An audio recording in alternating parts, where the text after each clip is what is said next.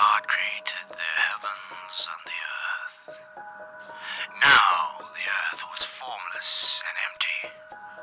Darkness was over the surface of the deep, and the Spirit of God was hovering over the waters. And God said, "Let there be light," and there was light. God saw that the light was good, and he separated the light from the darkness. God called the light day, and the darkness he called night. And there was evening, and there was morning, the first day.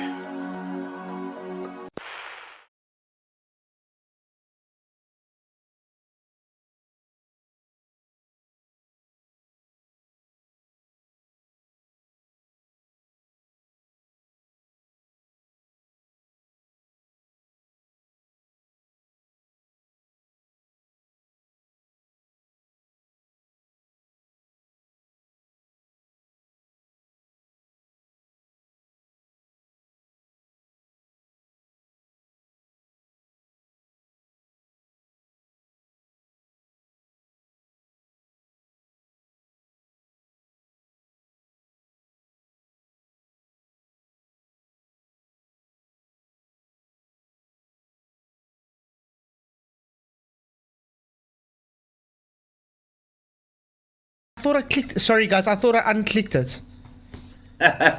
We have been talking. You need to stop doing it. Yeah, but I'm scared we talk over the intro. Sorry, guys. I'm unmuted again. Very, very professional. Not unmuted though. But anyway, we'll do this again. Hey, everybody. Thank you for coming. It's good to see you. Hope you've had a good day or evening wherever you are. We do have Michael Kahn as Borbert Kahnstein and PJ Cruikshank in the house, and we have Vicky in the background too. Hope you guys are all doing well. Good. And then obviously Michael's child, as he said. I've evolved He's evolved into a dead man. into a dead dude Well, that looks like Cheech Marin. so he's your role model, Michael? No. I would hope so, because I hope not. I mean, he did, I think, married his cousin after all.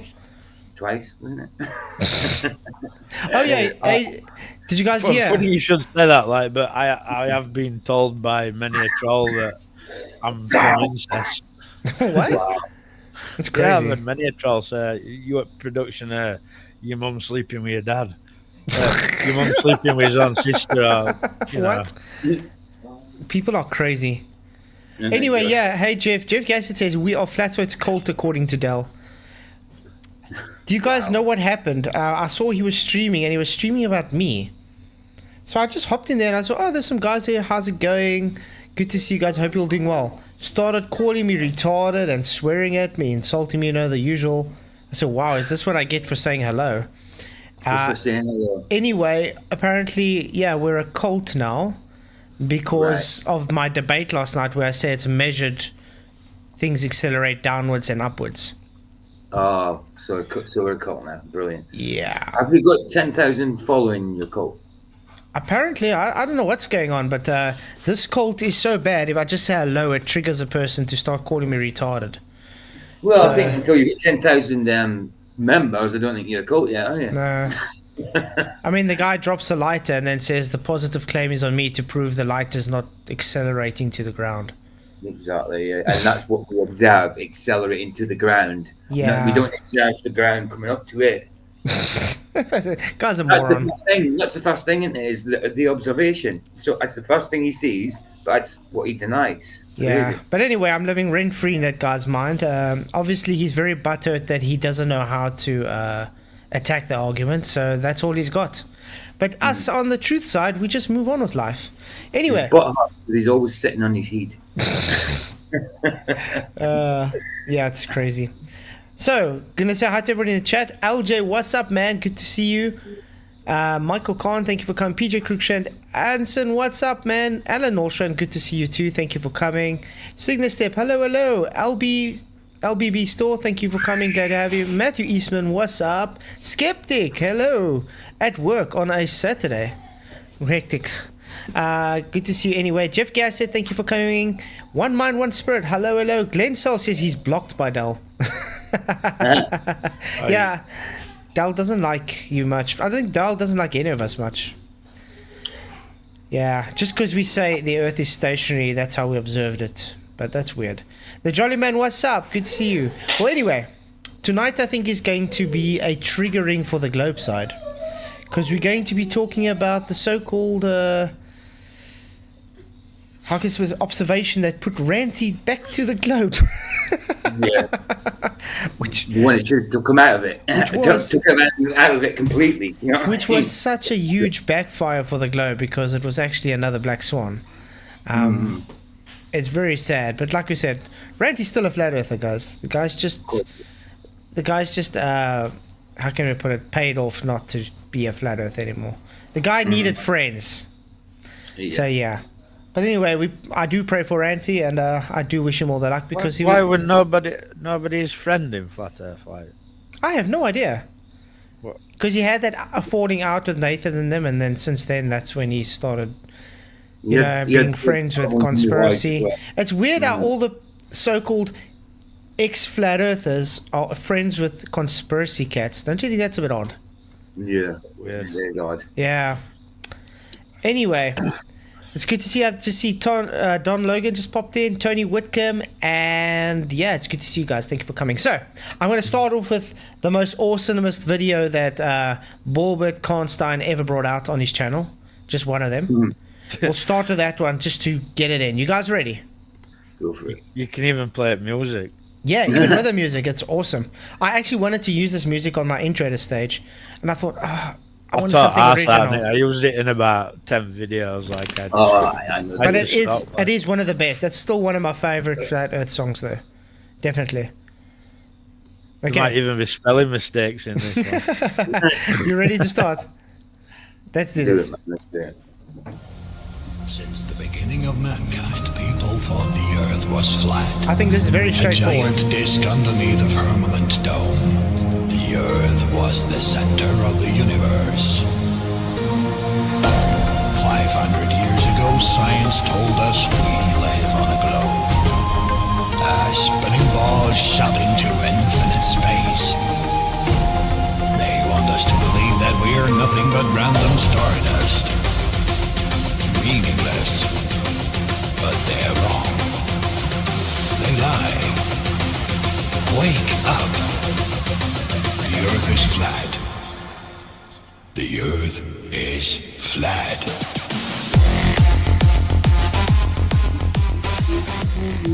Here, Wobble. Brilliant. I think that kind of summed up everything we needed to say. Do you know what I mean? So that's the end of the stream, guys. That's the end of the stream. Blackpool. Game over. Yeah, Blackpool debunked. Can't killed it. That's the thing, though. Ranty, even before the Blackpool one, did so many observations that showed that the Earth was flat. You know what I mean? Is flat, not was. It still is flat. You know what I mean? But how is it that one that swayed him to the ball? It makes no sense. So, like you said, he's a flat earther still. Yeah, but remember, his argument is geometry shows it shouldn't work. That's why he's claimed. But geometry is not perspective. And Ranty, of all people, should know this. He does know this. I mean, I've had actual debates with him. He's got observations from Blackpool looking at Barrowing Furnace. It's about 18 miles. Yeah, exactly. Yeah. It's crazy. I mean, we can even go look at all his early videos on the Brandon Toy channel. They're all still up there, and every single argument he gave, he just decided to not roll with it when he became a so-called ex-flat earther. You know what I mean? Back to a Globey.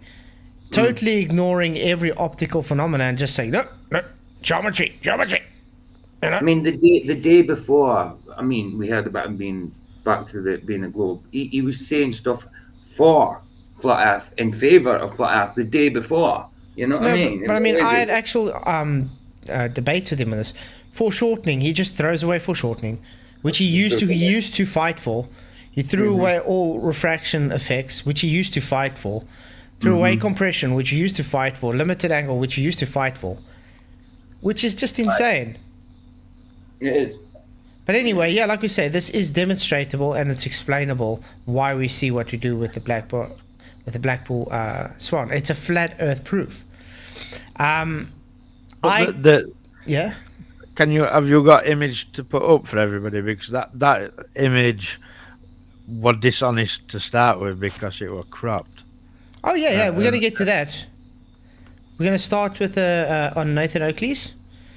Oh yeah. A nice little quick cut explaining it. Because this is hey STC, thank you for coming. He says me, Cat, and Ranty are all brothers. Keep telling yourself that, mate. Anyway, brothers of dumb. Okay, let's watch this one quickly. Shout out to Nathan Oakley. If you haven't subscribed to him, where have you been? So yeah, we'll do this one quickly. We'll have a conversation again because I want to talk about focal length tonight as well. Because this is what's explained due to focal length, which is very easy. Ranty's still a flat earther. STST never was. Yeah, there's a difference. Okay. I already told you it's a Black Swan. People who are punting it is Conspiracy Cats, Ranty, and Ruhif. Conspiracy Cat. Did he come back? Hey, Godzilla. Good to see you, mate. Did Thank he you for die? coming. Yeah. No, he left. Why'd you come back? You think we forgot? I got to give you guys credit, though. You finally got the angular size change. Can you now apply that to the Earth curve calculators for us, please? We want to see angular size change in every single photo, every single Earth curve calculator. I gotta stop there. Yeah, why haven't they rectified that yet, guys? Their geometry doesn't take angular size change into account still. Let's put it this way for the globies that don't understand this. A wall that is, let's say, 10 meters stays 10 meters no matter the distance from the observer. Whoopsie. So angular size change doesn't happen. Weird. Calculator. Is Walter Bislin here? No, but this was my main issue as well. Thanks for opening the floodgates to your reassessment of every argument that's ever been made in terms of a globe Earth that used feet and inches instead of angular size reduction, which you clearly understand and realise it can be applied. Maths isn't that hard. So we're going to need you to go back to the Isle of Man and apply them all. See how well you get on. So, and this is another good one I heard when I was listening to it, that they said, I guess, baltards have, like, built-in refractometers in between their ears, in that vacuum. Oh, shame. STC still has his FE videos. You mean the ones where you start off, oh, I got a NASA sweater on. Guys, I've wanted to say something.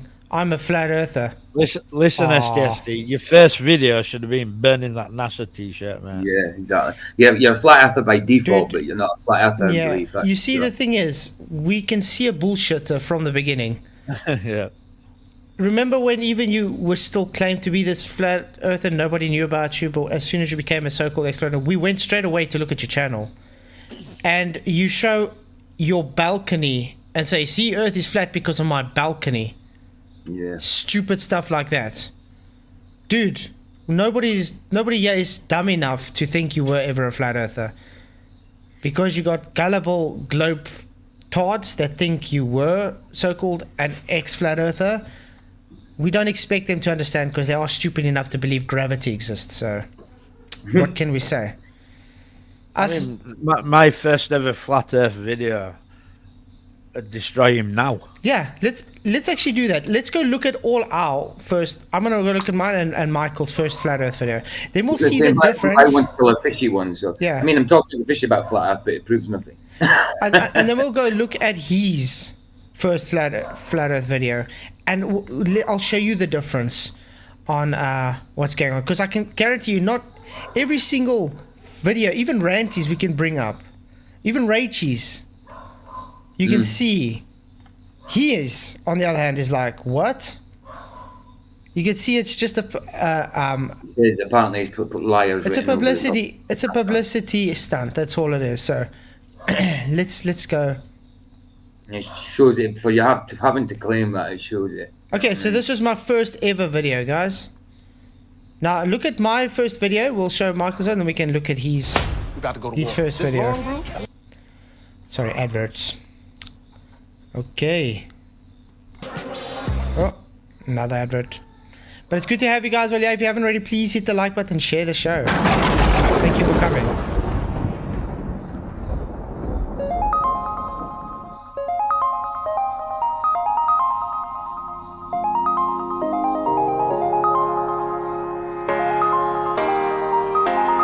Why would you lie about being a flat earther? Easy. Publicity stunt, mate.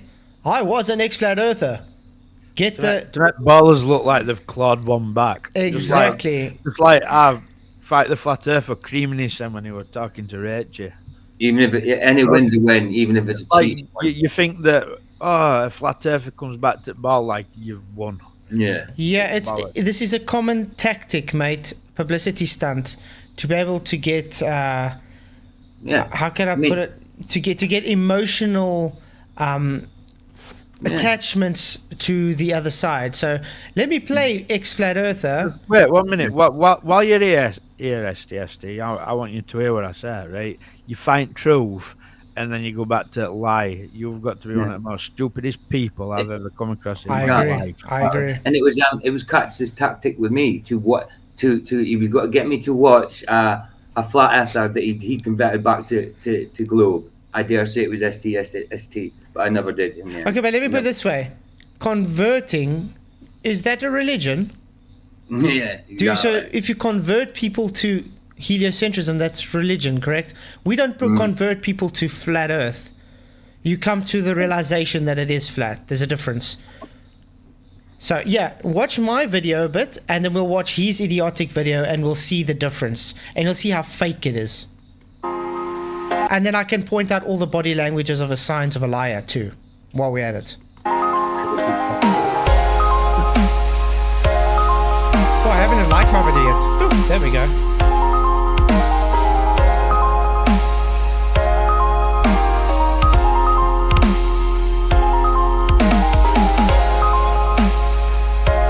Also note, guys, that if you're a flat earther, you usually know the arguments for flat earth, correct? Even the first 5 minutes of becoming a flat earther, you sort of have a reason why you became a flat earther. You know, he says he's got no house in this race. But yeah, you make videos and you debate people, so then you clearly have, so you're clearly lying. Yeah. Also, that's also one thing, LJ. He says he's clearly not obsessed with me, yet he has still streams about me and talks about me afterwards. So don't give Flatzoid a day of light, yet he talks about me all the time. You can tell when he's slagging you off. He's got passion in his voice when he's slagging you off. You know what I mean? You can tell he's obsessed. Yeah. I've got an arse in this race. It's to wet people up to flat Earth, and hopefully to Jesus. That's my arse in that race. Amen. Oh, don't talk about Jesus. He doesn't think Christianity is a good thing. He thinks it is pushing people's beliefs on. So in other words, he thinks it should be censored, guys. Because you're a Christian, you should be censored. Well, yeah. And don't say you didn't say that, because that is what you said in the last stream after our debate, mate. SDST. I know, the last Thursday stream. Jesus is a flat earther also. Yeah. Oh, it's really sad. Okay, so you can see the difference between mine and his, okay? I'm literally showing that it's not a globe, am I not? That's my first video. Oh, you've got a puffed up chest, didn't you, SDSD? He certainly likes to puff himself. It's flat. Up. All curve is imaginary. That's kind of stated. Remember when I give my story on how I became a flat earther? That is my... How can I put my MO of how I became a flat earther? Figuring out the curve is fake, correct? Yeah. It's all just optical. That's my first video. Let's go look at STST's first so-called flat earth video. Hey Ryan, what's up, man? And then you tell me if this is genuine. Especially if you're a flat earther, you'll never be wearing NASA apparel. That's just like the holy grail of insulting. Okay. This is his first video ever, guys. Remember to notice, also 4 years ago. Is the Earth flat? Pictures from Earth from space and other... Okay. You got to zoom in on it though, because he says he's wrote liars above it. Yeah, he said apparently liars are written on it.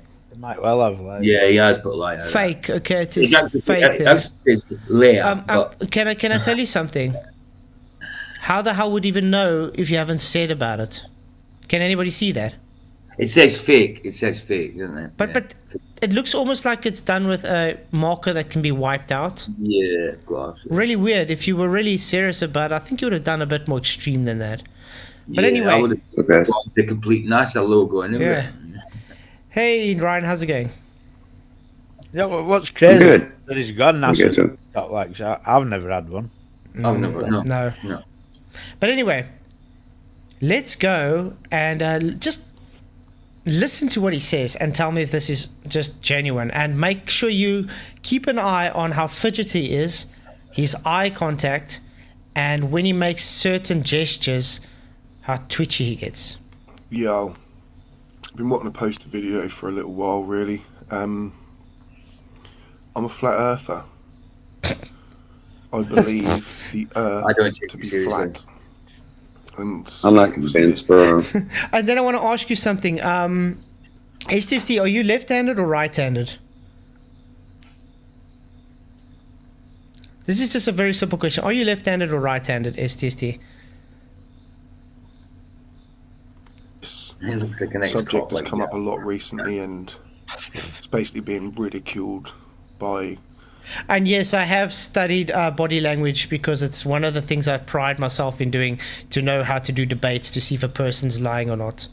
So, Yeah, it's Yeah. really easy to tell. it's something to actually invest into, guys. Okay, so again, STST, again, are you left-handed or right-handed, mate? The media. I mean, why would the media even have to ridicule something Right-handed. so stupid? Well, then why Just don't- are you using your left hand to move everything, to dust off and stuff? Something so That- stupid. Wait, what? That is one sign of a person lying, if they're using their opposite hand for doing everyday things. So when you keep using your left hand and you're right-handed, that is a sign of lying. You jittering is a sign of lying. The flinching between your eyes and looking away every time you make a statement is a sign of lying. The way you're breathing is a sign of lying. Yes? I think you can tell. I think you can tell just by the way he proclaims that he's a flat earther. Just the way he says it. Just like I wasn't convinced by it. The way he Listen, says it, yeah. right, let's cut all this rubbish, right? He claims to have gone back to being a ball believer. He's clearly a liar. Well, I want to know. Okay, you know what? Let's just do it this way. What was the reason that caused you to become a flat earther in the first instance? And then, what was the reason to cause you to go, aka back to, well, in other words, back to the globe? That should be what you should tell us.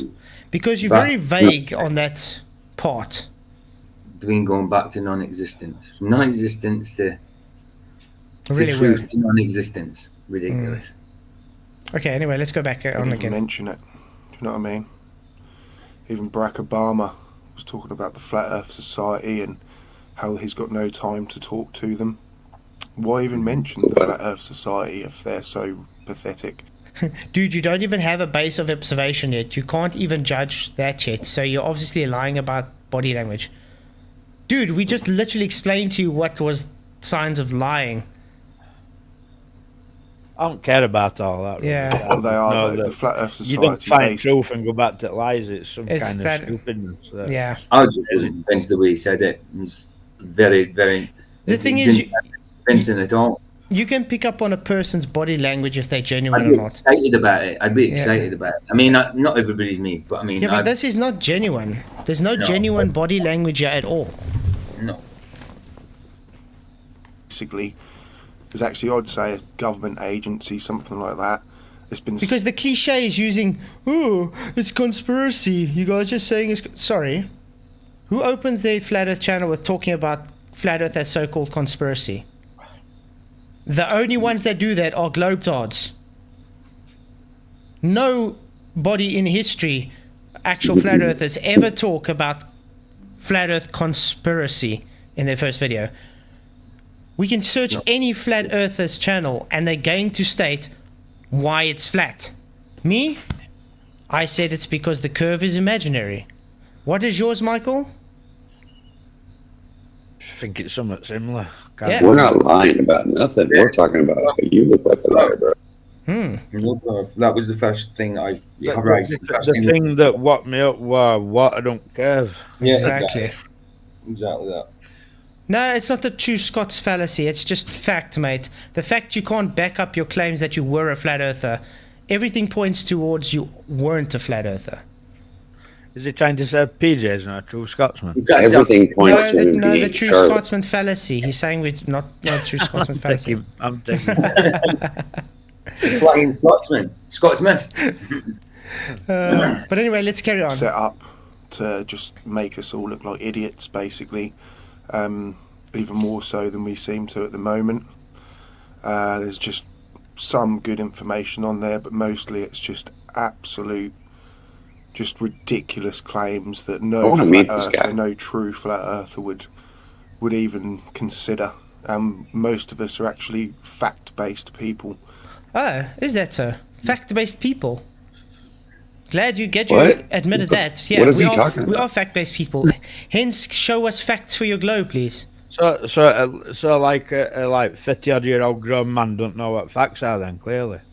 No, because the guy you says claim facts and then you renege on that, so you're denying facts that you stated were facts. 50-odd-year-old man don't know what facts are. exactly. Hey, Luch, thank you for coming, mate. He says inconsistent details, avoidance of eye contacts, and offensive body language are common signs that someone might be lying. Exactly. And to be deceived twice, that was got to be terrible, huh? But notice. Yeah, deceive me once. Notice he was a so-called Deceived flat. twice. But guys, notice he was a so-called flat earther, and a conspiracy cat sends him a video. Oh, I'm not a flat earth anymore. Did you even watch that useless video that he debunked his own arguments in the first 2 minutes? Yeah, it's just he literally, Katz's video was so stupid that he debunked himself. And you said that video Turin was should have. It's an old one. We have to try and look for it. Would you bring? We actually have to look for it. But anyway, we're getting off track here because we actually want to do the Blackpool Swan tonight. We'll do that. But I'm just going to show you another thing why I say he's not a flat earther. Was never a flat earther. Let's go to his observation of why the earth is flat. This is like really... My backyard. That thing in my backyard is very flat across the top there. This is him, guys. Flat earth experiment proving we live on a planet. Watch this. Bap, bap, bap. Song. We don't need the song. Okay, there we go. Sky.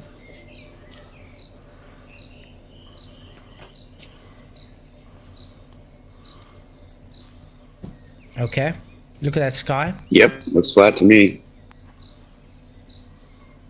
Now he's looking at a post, a fence, or balcony, or whatever.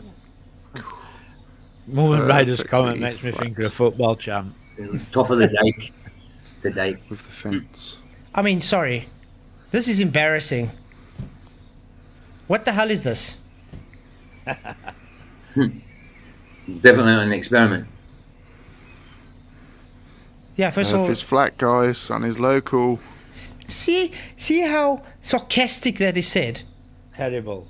Looking at that, looking at his balcony or shed or whatever that is, and saying, "Oh, look how flat it is." Just let's say in the way he says it again. That guys, sun is local. Wow. That's his so-called flat Earth proofs, guys. So I think I don't need to go further into showing the guy was never a flat earther. Now he says I'm cherry picking. I'm glad this wasn't part of the 200 proofs. Cherry It was, picked I his would first never video. Yeah. Sorry, You've cherry picked his first video out of a few hundred, like.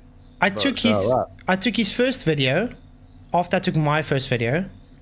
I took his first observation, so-called experiment.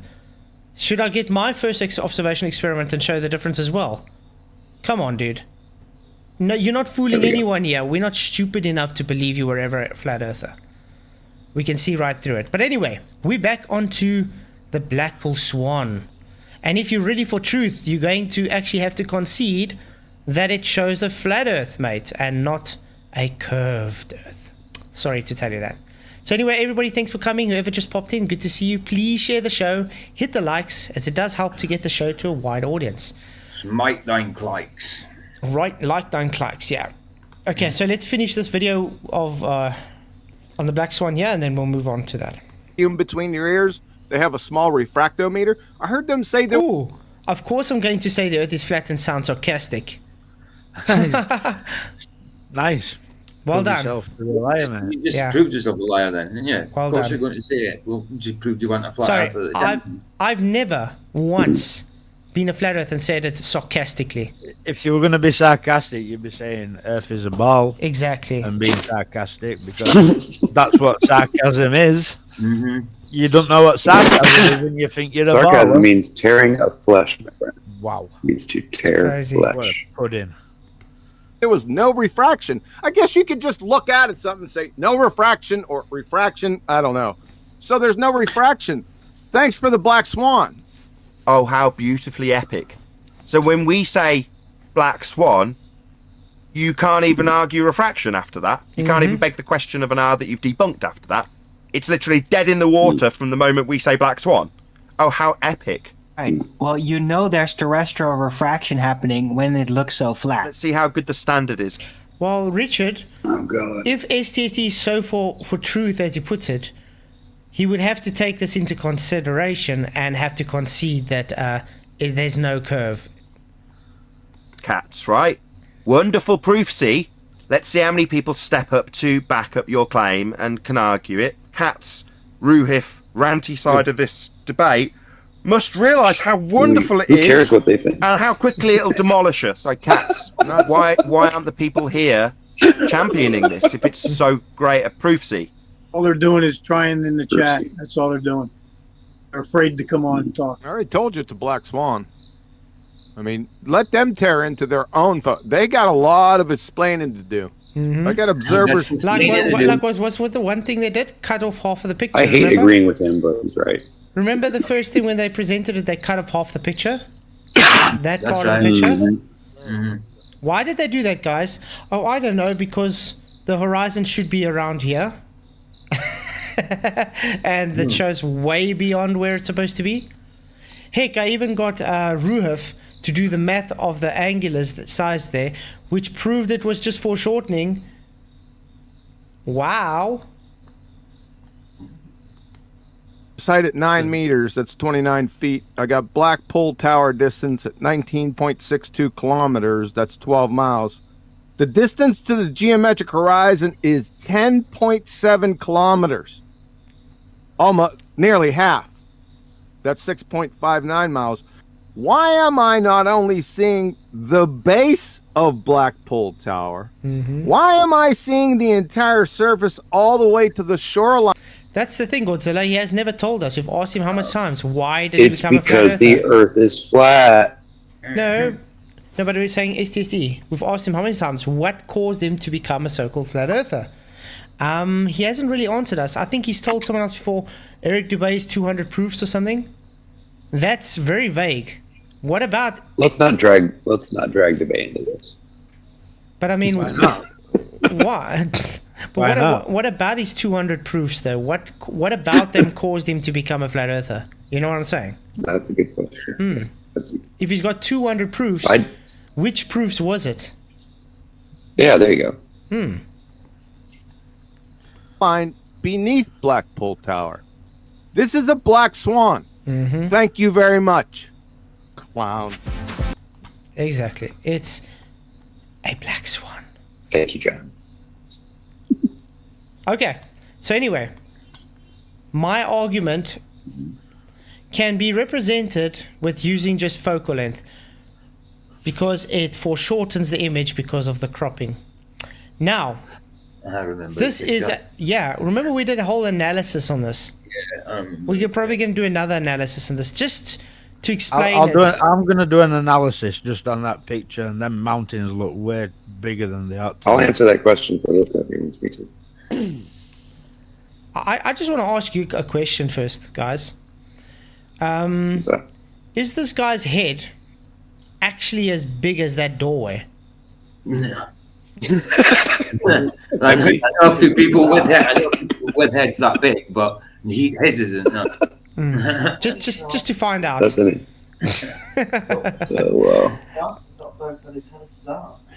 Okay, so I want you guys to listen to the words he's going to be saying now to his daughter. Okay.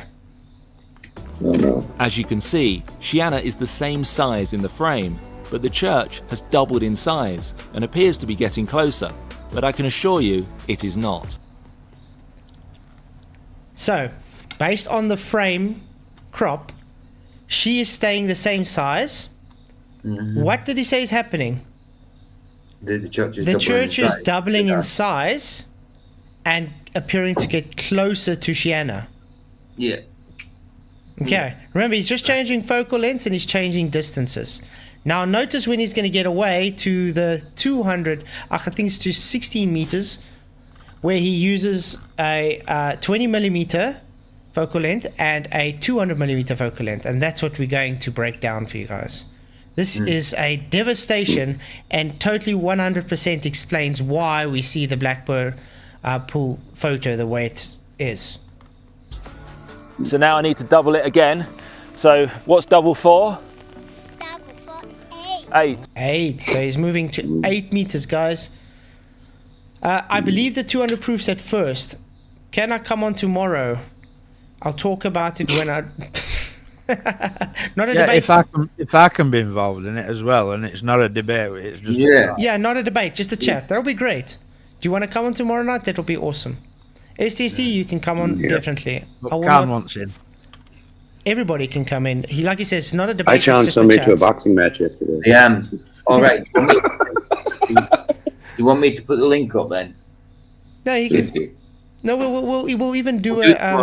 Do it tomorrow. Yeah, right? we can do it tomorrow. I will even do it on StreamYard. I'll send the links to everybody, and then we can go in that way. That's fine. Because I know sometimes people struggle to get on Ellement, so. Yeah, of course. Yeah. Okay, so that'll be great. Have you on tomorrow night, STC? Then we can just have a conversation, no debate, and then we can iron this out once and for all. Cool. And what's double 50? 100.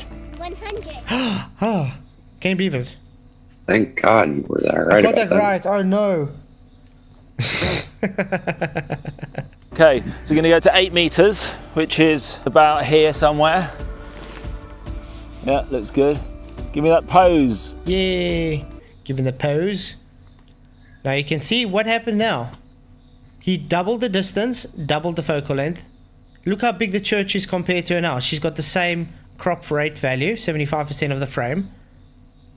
As her head grown now to the top of the church. Weird. The church has doubled in size, but by doubling both my distance to the foreground and my focal length, Shiana is the same size in the frame. So now...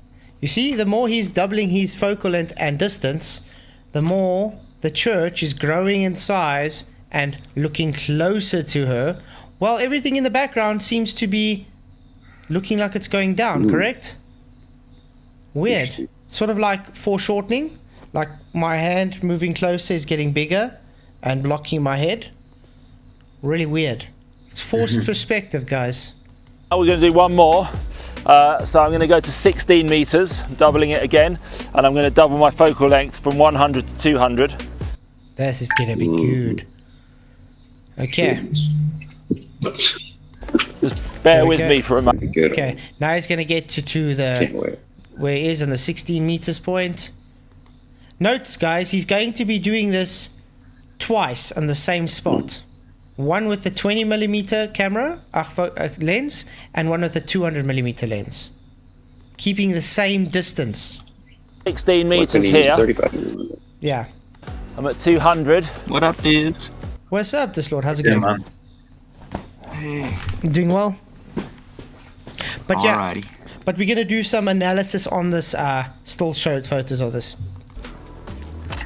Now the church looks like it's right behind Shiana. Okay, let's take a still shot here quickly of this. Screenshot. Thank you. Let's stick it in Untitled. Is this really what we've come to? Is arguing about the same stuff? No. About? Yeah, like for sure. You have to explain that to me. Globies don't believe foreshortening exists. Apparently, I don't know. I noticed that, but I don't understand it. No, they don't understand it. The great exists. They don't understand it. Yeah, it's crazy. This is a great vid on perspective. Exactly. This is epic. By the way, guys, I'm going to put their if you guys want to subscribe to them, it's a great channel to subscribe to. They haven't put in things for a while though on the channel, but they have. If you want to learn a field of view and depth of focus and different camera lenses and things. That other channel, Bite Time Balls, have done trolling him. I don't know, but this guy, they really do have awesome. It's a whole team though, and they really do have an awesome. And they're on the Isle. They're in Scotland. So it's quite possible. No, they're Scotland. This gives me an idea. Got an idea now. There's a lake right near my house. I'm going to go up there tonight. Yeah, Godzilla, I'll get both, and then we'll do an analysis on it. Gianna. This is one of the most useful tools in composition. Notice, guys, remember he's now 16 meters away, correct? Using the 200 millimeters. Can you see the mountains at all now? No. Notice how this church has grown beyond her, and this light pole is around about there. Just want you guys to keep it in... Controlling the weight of the foreground. That makes it look... Yeah, exactly. But now he's going to keep exactly the same distance, just changing his focal length. He's going to change it to 20, I think a 20 mil or 25 mil lens now. Exactly the same distance, same elevation, everything. But this is a shorter focal length. Yeah. Right. Okay, there we go. Back to your same spot. See, he's just changed the lens. Meters. This is where I took the same shot at 200 millimeters. So I'm just going to replicate that again. Replicate it again, guys. Exactly the same height, Replicate? same spot. Yeah, just with a different lens. Now look when he takes the photo. Give me one more.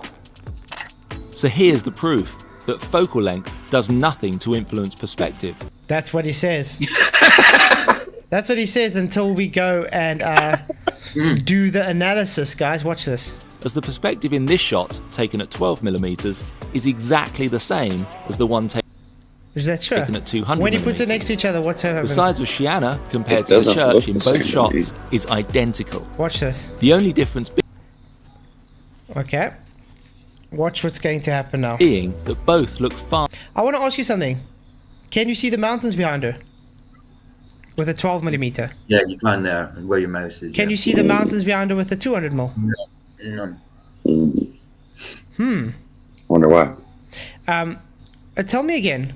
Where is the top of that building on the 12 mil? Above her head, correct? Level with, Quite just above high. her. Quite high. Yeah. Where's it here? Almost level to her head. Yeah. Just notice that. But Are don't worry. smaller in the 12 millimeter version because that's what focal length Watch does. It controls the magnification. Yeah, it's forced perspective, exactly. Now this is the one. This is the crop. I think We I don't crop even into have the to. 12 millimeter version and compare it to the 200 millimeter version. We can see that the two perspectives are. Okay, we'll take this one first, and then we'll take the other one. Yeah. I think I'll take this one. Print screen. But. I think it's gonna be better than this one. Okay, we take it like this, and then I'm gonna take it with again when showing the 16. Are indeed the same. So, oh, they actually got it together. What do you know? as you can hopefully see, it's the distance from the sub. We don't even have to do real analysis on this. Where's the ground here? Quite close to a knee, correct? Yeah. Where's the ground there to a knee? Notice this is exactly the same distance, same elevation. Only difference is focal length. Focal length, guys. What am I reading? And tell me again, what focal lens did Jackson use when he took his photo? Luch says, let's see, this is an expert. So if you're disagreeing with him, doesn't that tell you that you might be wrong? Photography I don't think we're disagreeing with him. I'm not disagreeing with him. He's claiming perspective that they look the same based on the proportions to the frame. That's what he's talking about. He is not talking about what we're talking about with forced perspective, where we're having foreshortening based on the focal length. We are looking in depth. He's just looking at the subject. You understand? He's looking at the crop. So that's why he says it doesn't have perspective change. Gleam's just got a paper in about it. Yeah. And by the way, Photography Online is a whole bunch of experts. Not just one guy. They're a team of experts. They are really good at what they do. So if you're saying they're wrong, then there's something wrong with you. Hey, Keith Fern, good to see you, man. Thank you for coming. Gleam, what's up? Yeah, he's actually got something on this as well. ResearchGate. Thank you very much. There we go. We'll go through this now as well, but let's first go and show this. Should I take this and we can draw lines on it? I think that's going to be the best, just for the gloobies. Because they don't believe it. I mean, you can show them all you want. Okay. Shapes. Can you guys believe I'm not using paint now? Okay, we're gonna... Yeah, how dare you? How dare I? Okay. We're gonna take this. Trusty old paint? You can see the line from her head is more or less exactly the same. Correct? Yeah. We can all agree with that. We'll make the line yellow. So that's the same. Let's see. The bottom of her head, it's the same. How about her knees? Ooh, what's going on there? Compression? Oh shit, guys. So focal length compresses an image? That's weird. Yeah, look at pictures on her leg. You know, them little faces on the leg. Yeah. You can see there's some kind of compression going on. She looks small, kind of smaller. She looks thinner compared to there as well. So there's compression in an image. But now we've got that there. Let's look at the line of the light pole. Yeah. Okay. I'll just do it like this. We'll change the color so that people see orange. Okay. We'll do the light pole for here. Oh, wow. Where's the light pole showing here? Through a belt, going through a waist, and the other one is going through our chest. Okay. So based on this, did changing a lens cause the Earth to curve more? Yeah. Weird. So using a higher millimeter lens, aka a larger focal length, causes more foreshortening, so more occultation due to the forced perspective, therefore giving the appearance that things are going over a curve, which goes back to my original opening of why I became a flat earther. Curve is imaginary, it's optical. So as soon as people show photos on the ocean, for instance, and they zoom into a boat and they have a large focal length lens, and you see things, for instance, oh, why can't I bring it back over? It's called foreshortening. Why? The magnification of that little small wave, which is closer, that has a larger angular size. Okay, so now that shows there, that is lower. How about these mountains in the background? We'll stick it there. I will make that blue. Let's look for the mountains by her in the 200mm. Oh wait, it's not there. Where's the mountains? Can we say maybe it's around about here? Yeah. Yeah. Maybe. Behind that car. Going right behind that car. Really odd stuff. So this literally proves without a doubt it's not physical curve, it's only optical. That's right. And now to validate my point, I want to show another thing, basics on focal length. I'm not going to play everything, just so you guys can listen to what they said. Focal length. What is focal length? Usually represented in millimeters, is a basic description of a photographic lens. The measurement is not the length of the lens itself, but actually a calculation of the optical distance from where all light rays converge inside. So all the light rays converge inside to meet above the sensor, guys. I don't know if I can. I wish you could change the sound or something. But anyway. But guys, please pay attention. The lens to the image sensor of the camera. So a lens with a focal length of... Luch, what does this have to do anything about flat Earth? Oh, I don't know. Maybe it's proof that your curve that you claim is not physical, but optical. So therefore it's not a ball Earth. To have to ask that, it just shows you don't understand. Or you're taking the piss. Of 24 millimeters, for example, would have light range coverage 24 millimeters above the image sensor. Exactly. The focal length number tells us the angle of view. This is what I want you guys to listen. The focal length number tells us the angle of view. Notice how wide the angle is and how short the distance is. Look how it increases with distance. How much of the scene will be captured, and the magnification. So here's the 200 mil that we saw. Look at how far away it is and how little wide view it is compared to... Of course. Well, what it is, 16 mil, so it's about 18, which is about there. Look at how wide the field of view is, but how short the distance is. So if we pay attention, what are we seeing again? The focus on the field of view plane, the depth of field plane is the object in contention. Everything else around it is sinking away, it's losing because of forced perspective. SCC, wouldn't measuring the actual planet be a better way to spend your time? It's not a joke. What planet? I'm literally showing you your planet doesn't exist. I'm showing you it's optical. You guys are hijacking perspective. There's no storming Parliament, though. There's no changing what they teach. It's never going to happen. What's the point in that? The idea is you wake up to reality. And you guys want to tell me why I say this guy was never for truth, never a flat earther? There's your point there. I know. He's an idiot. You remember the last guy who stormed Parliament? I tried to blow it out. We set him on fire. Oh, Mr. Guy Fawkes himself. So yeah, guys, it's very simple.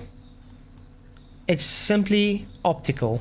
It has never ever been physical, and just simply changing focal lengths makes a difference to show this.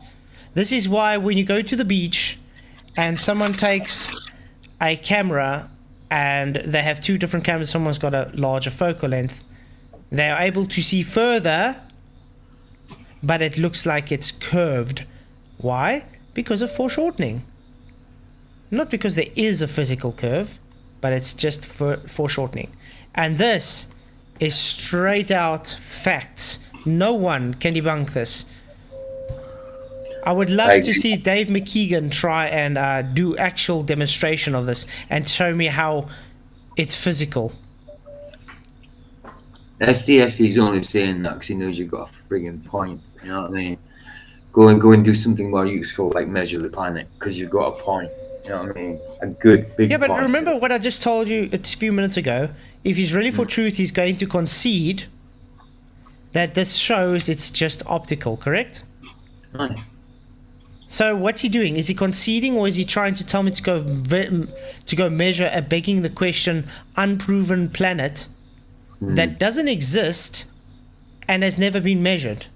Let me just address STSD says we have anti-vaxxers protesting all the time. Yeah, because it's fake. Like, yeah, that's a physical danger that's going to hurt people. But like flat Earth, in no immediate danger. You're going to die if you believe it. I have a question though. Not even in the same category, like. But I have a question though.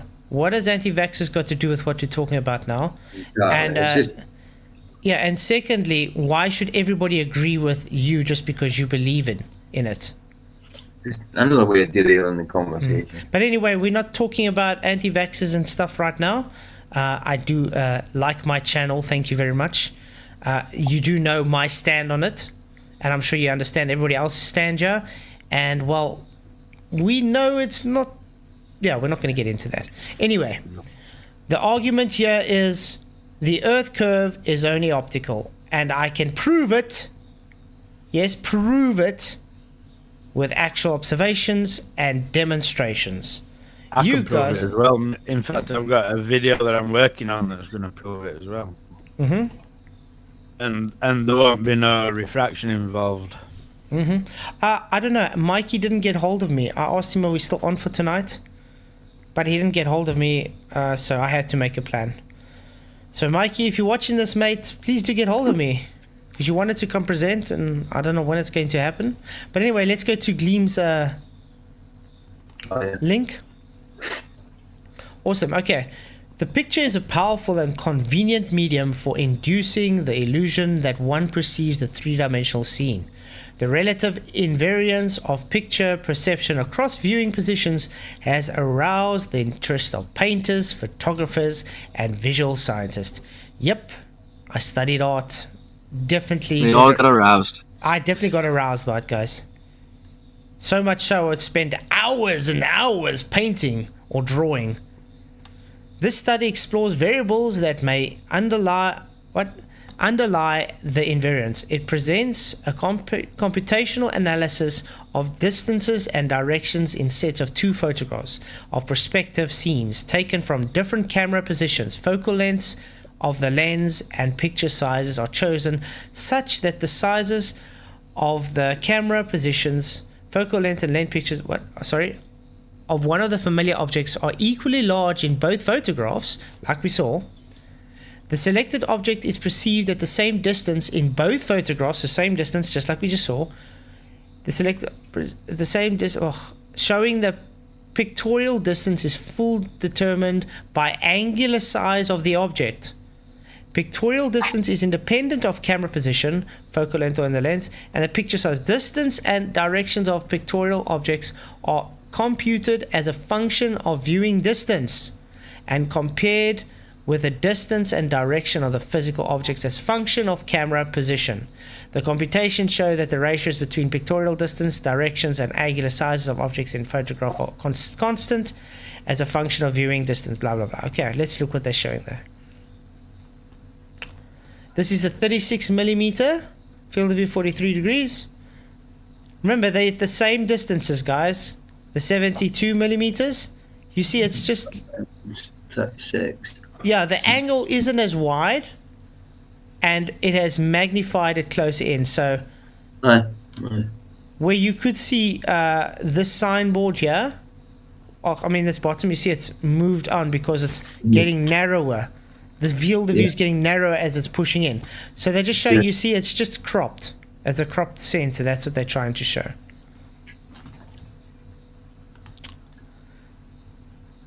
Let's look at the next. Okay, that's just explaining the math.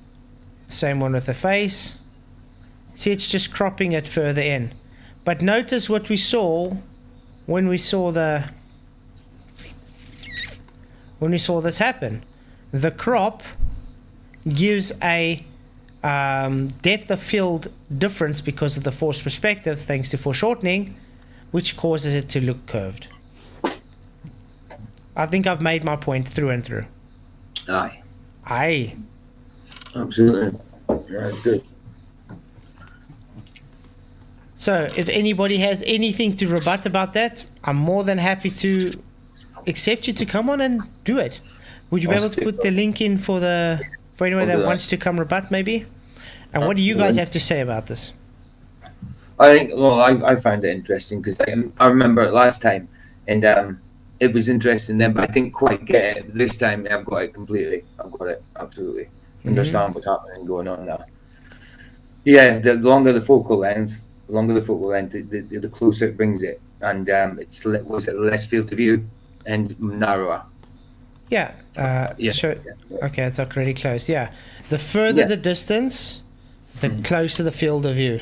That's why when they have when they use something like a rectilinear lens, it's not as wide angle, so you don't have that distortion as much. That's why you see the compression between the two, because it's a wider angle and the one's not a wide angle, so that's why it's compressed so much. Right. Yeah. Go ahead. Guys, please do hit the likes and share the show. Really, really do appreciate it. You guys rock. Sorry, PJ, would you be able to put the link for the Element in? Oh, yeah, sorry. I thought I was doing, and instead I did that instead. Okay, so anyway, 100 votes, guys. It's simple perspective thanks to focal length. Yes, 32%, which we just shown on screen, without a doubt, and no 68%. So I feel sorry for the people that put the 68% no. It just shows they're either dishonest or very ignorant. That's it, absolutely. You know why I did that? Because I've got them both on my clipboard, and I just automatically thought I was going to hit the clicks. Okay, so I was thinking we can move on to actually seeing the photo from the Jackson. Oh yeah. Because a lot of people don't actually know what the Black Swan, the Blackpool Black Swan is.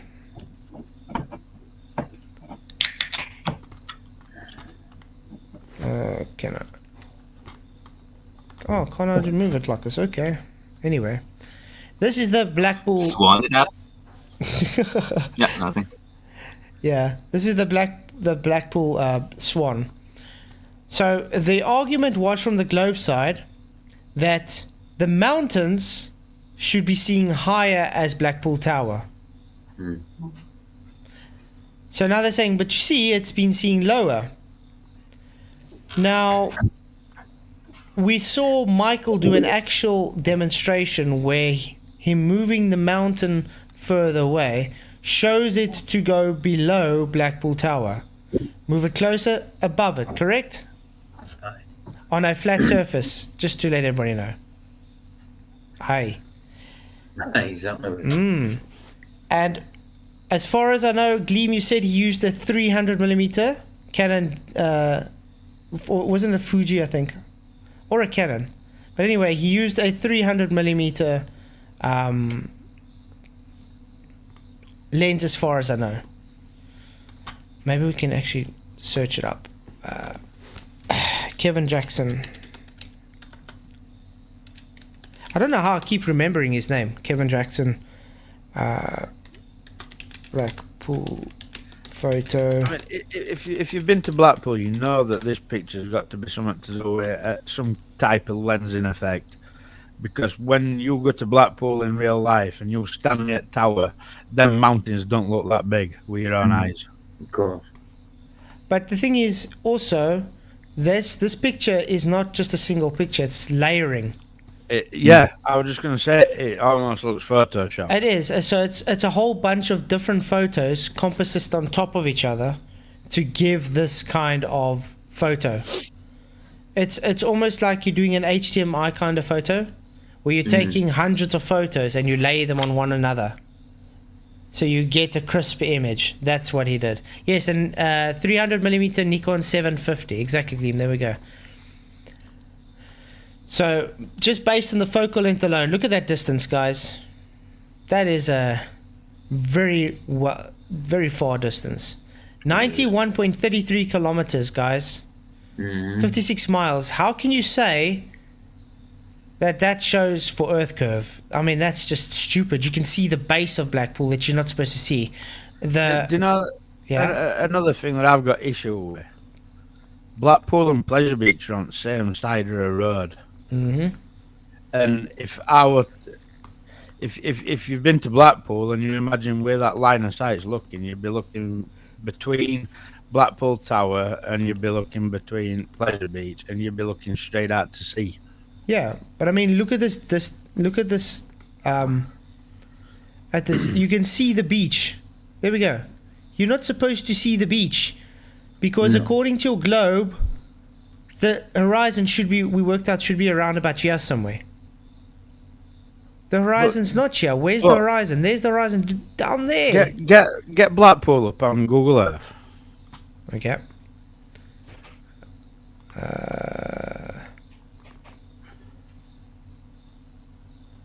I've visited Blackpool, but I haven't been long enough to know. I was next to that tower, but Carol singing. Okay. For charity. Okay, what you want to do in Google Earth? Get Blackpool up onto Google Earth.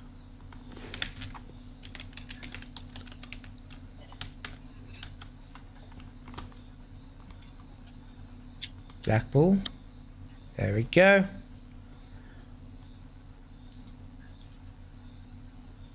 Yep. Now what? Zoom in. Zoom in. Zoom in so you can see the tower.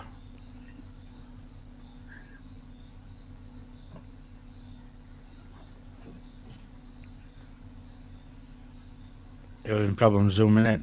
No, I'm zooming. Or should I say Blackpool? Or should I say Blackpool Tower? Scroll to, yeah. Type in Blackpool Tower. That'd be easier for you. And then zoom into it like you're nowhere near the seafront there. Blackpool Tower. Okay, it's gonna take me to Blackpool Tower. Yeah. There it is. You want me to actually go to Blackpool Tower? Right, you've got Blackpool Tower there. Yeah. And then if you look, so are we looking at it now? Pleasure Beach is at bottom from Blackpool Tower. There we go. So you have to see that road? You have to go out to see it. You see that road where you've got your cursor now? Move towards bottom and keep going down until you get to Pleasure Beach. Right, you have to turn round. Yeah. Because where he's taking it from is like where the water is. Your Pleasure Beach is looking down there, right? So that picture, you've got your Pleasure Beach on your left and your Blackpool Tower on right. You'd be looking at ocean. Yeah. And we don't. You're not. You're looking at mountains. Yeah. So Exactly. there's something wrong in my eyes with that picture altogether. Yeah, here's Blackpool Tower. That's Blackpool Tower. Just turn round. There's the carnival this side. There we go. And keep going down that road and right down that road. It's miles down by this Pleasure Beach. But so if you're looking, imagine the camera guy is on your right from where we're looking down that road now, because it'd be looking at the sea. And there's the wheel.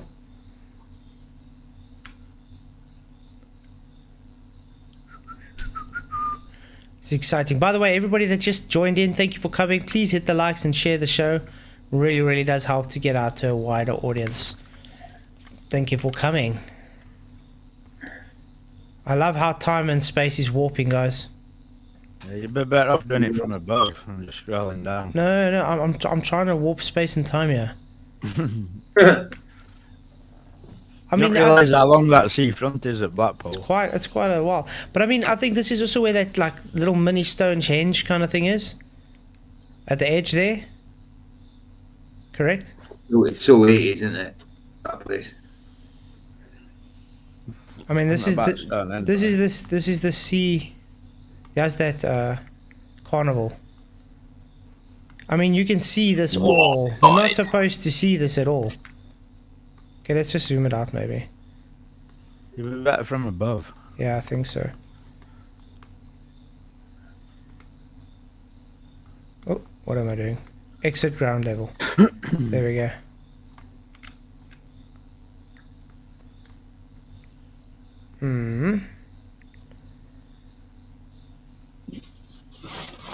Okay, Blackwood. So where you want to go? You want to go look where his view was? Yeah, I want to see where his view is, because to me it looks like he should be. If Pleasure Beach is on your left and Blackpool Tower is on your right, you should be looking straight out at sea. He was at. I don't understand how he's got that view. Like, it looks like he's taking it from like. No, he took it from that park. I'm trying to think what the. Okay. Let me just turn it. Yeah, I always thought. I just don't see how that view don't make any sense to me if he's on the same side as both the Pleasure Beach and Tower. Which was just his angle. Don't weigh up to me like, but what I don't get is the guy says he took this not on a tripod or something apparently, or he did. But how would you get such a steady hand to take so much photos if you're not on a tripod? Where was?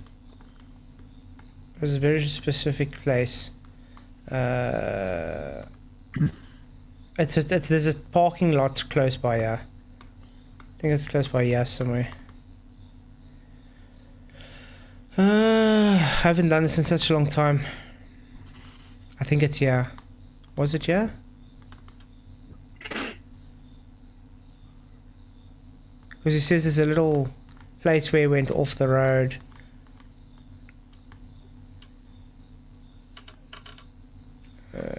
He definitely went off the road, alright. No, but it's specific. I can't remember what the name is. Anybody in chat remember what the name of the place is where he's Where's my chat? Yeah, it's gone. Right here. There we go. Okay. Anybody in chat remember where he took the photos again? I can't remember what the name is. Why are you fighting about that? I went through this with Ranty as well, mate. It's definitely flat. There we go. Thanks, Gleam. There we go. This is where he took the photo from.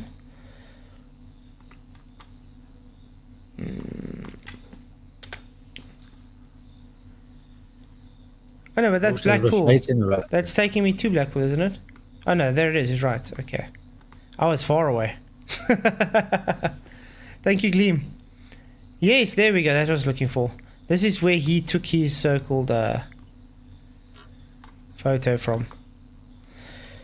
Now, we're going to look at about this way, and you can look at it how you want to.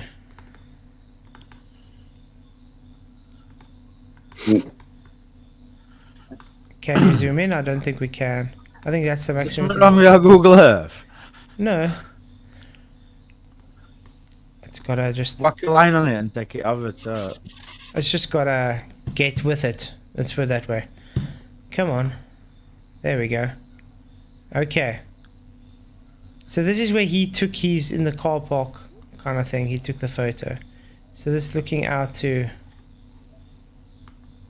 Blackpool. Well, it's the car park itself, but he says he was at a place around about here. Obviously you can't see anything here. Yeah, but take a straight line, measure, and go from there all the way up to Pleasure Beach, then to Tower. I just want to see how is. We've actually done all this with the lines and everything. Yeah, I suppose it's been done. I haven't seen this done. It's done many times. It don't look normal to me, like from. I'll stand corrected if it does if you can draw a line to it. No, you can draw a line to it.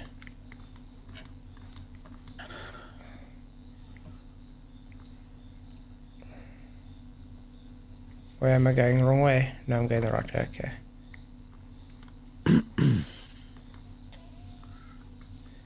Blackpool should be around about.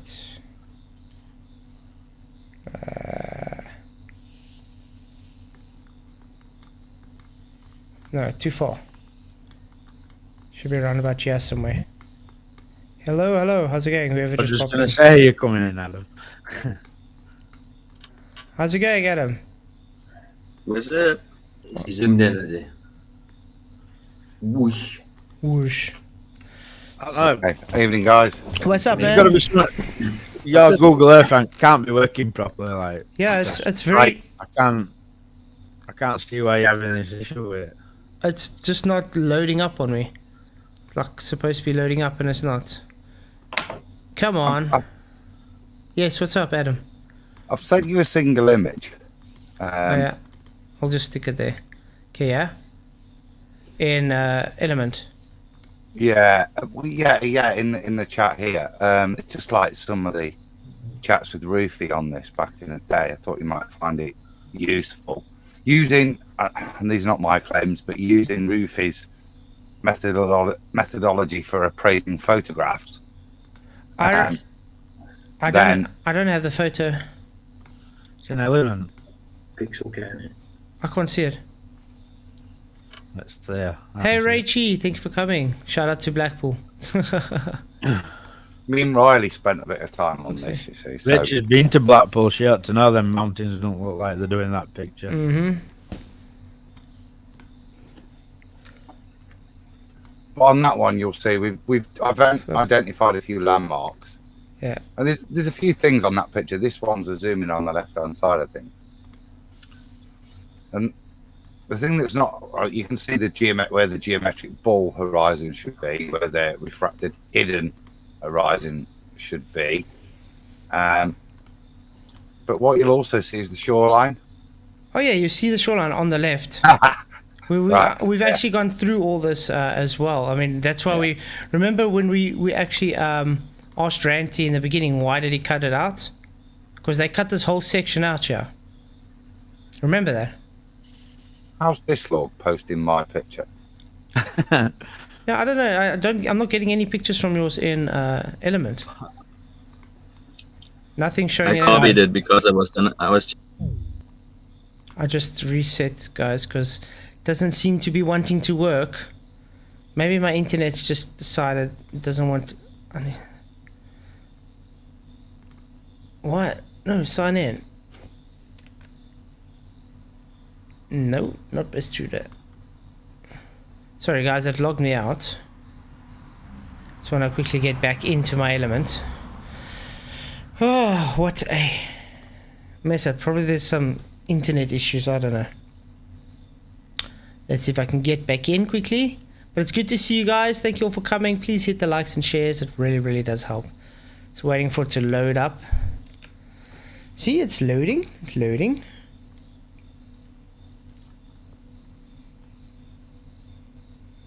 Verify with another device. Okay, I don't need to verify now at all.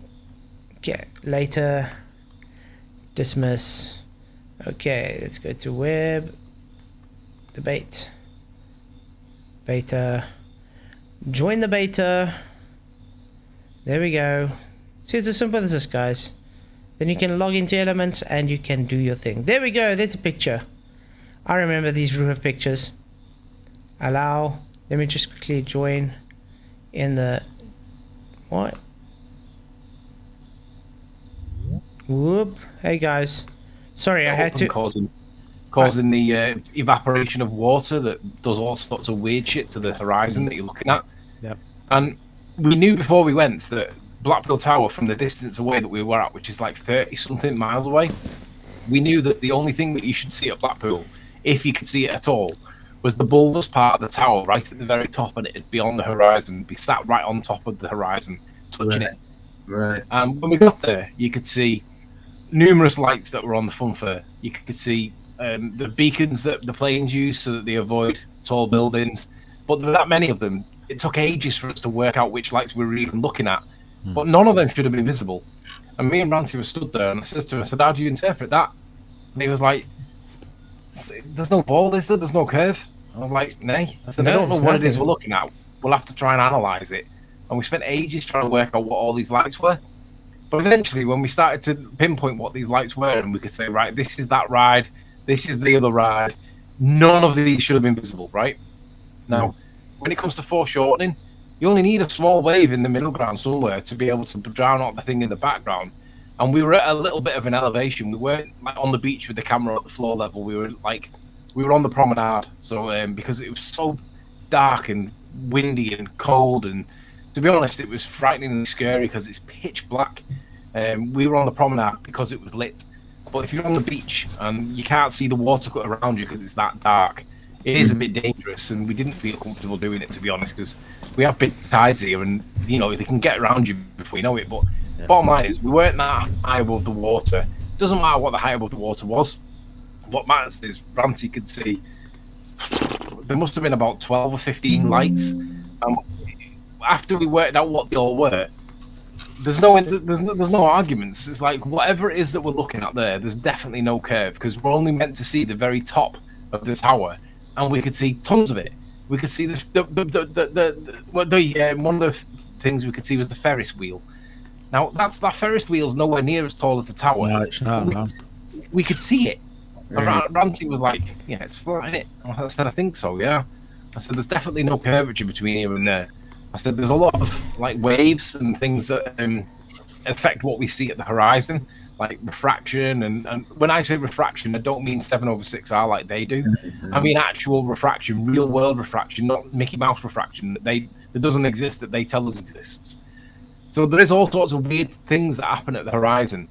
But I think the thing that most people don't realize is that when you're seeing these lights on the horizon, you can't even see them with the naked eye. You've got to zoom in and zoom in and zoom in, and eventually you get to them and you're like, you wouldn't even know they were there unless someone literally pointed them out with zoom lens focal length. Yeah, you change the focal length.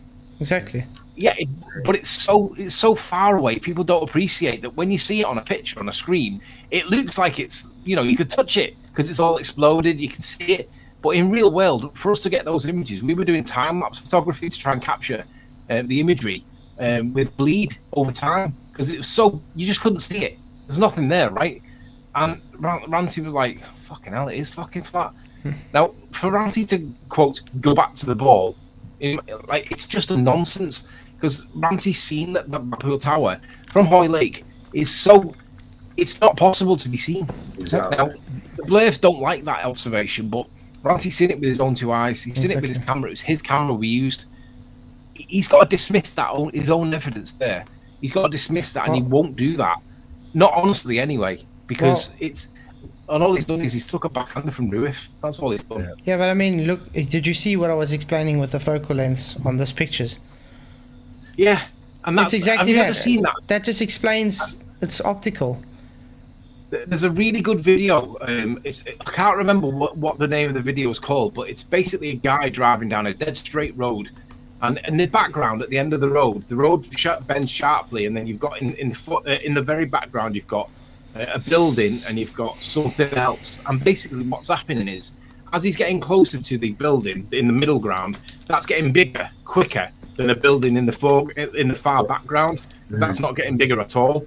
So what he shows is at the beginning of the video it looks like this building is very small in the middle ground, but as he gets towards the building right at the end of it, because the building's got significantly bigger, because it's zooming quicker as he's getting towards it, it's getting apparent size, it's appearing to get bigger. It gives the impression that something weird's going on and no one can explain it. I can't remember what it's called. Meekin might remember what it's called, but it's demonstrating the point that you're making here about foreshortening. And it's probably a better video to demonstrate it, but I just can't remember what it's an American monument somewhere in the background. Yeah. I just want to quickly show him the banned views. Aaron, thank you for coming. You are not banned. Banned is better than gold, Brenda, Dragon Blood, Morosti, and Morosti. You're not even on my element, mate. So I can't ban you if you're not here. You're not on the band. You're not even on element. But anyway, we wanted to talk about this picture, guys. Adam?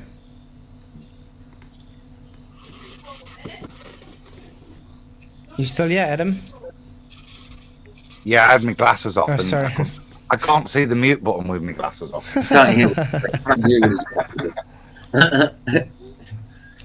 It was just, like I said, it was just something that I didn't know you was doing a bit with the foreshortening, you know, the girl in the picture. But as you were mentioning the Blackpool Swan, you said, I just thought I'd mention it because there's lots of stuff you can examine. Sorry. But this is what, yeah. This is what I presented to do you remember this, Tony? This is what I presented to Rufy.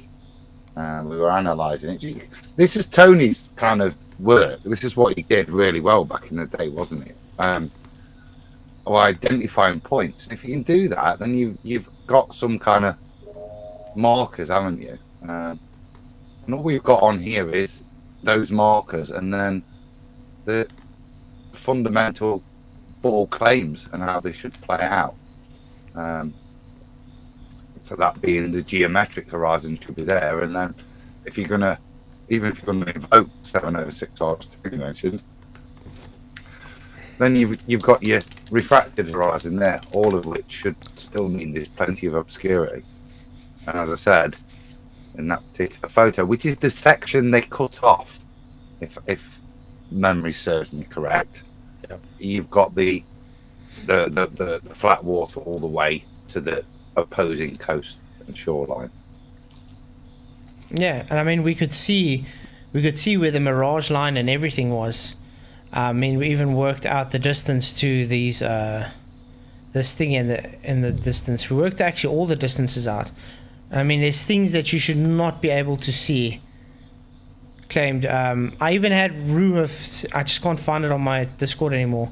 He sent me a picture where he also did different angular size changes, measurements on there, which showed you shouldn't be able to even see where we're seeing. This shouldn't be close to where we're bringing, and it was literally just showing everything being based on foreshortening. Just crazy. But yeah, this picture is like totally 100% showing flat Earth, not globe at all. And the fact that they try and harbor on, look, the mountain looks lower because geometry, shows they don't understand it's optical. And that's why I had to show them the forced perspective based on focal length. And this guy used a 300 millimeter. So in other words, he didn't have a very wide angle of view, and look how wide this is. And it literally compresses the image, which gives why the image, based on foreshortening, the mountain look lower.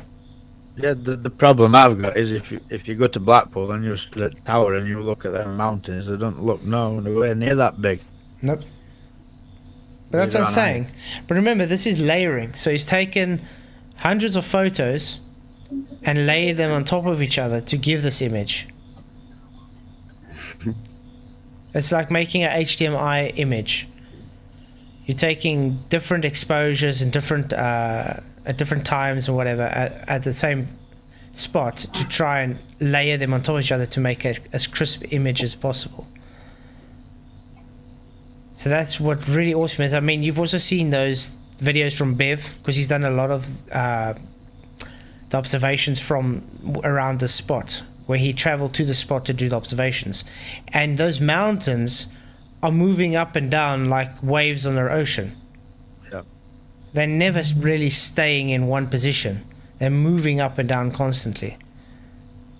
And I think even you, Anthony, at a stage you showed how Blackpool itself is also waving around like crazy.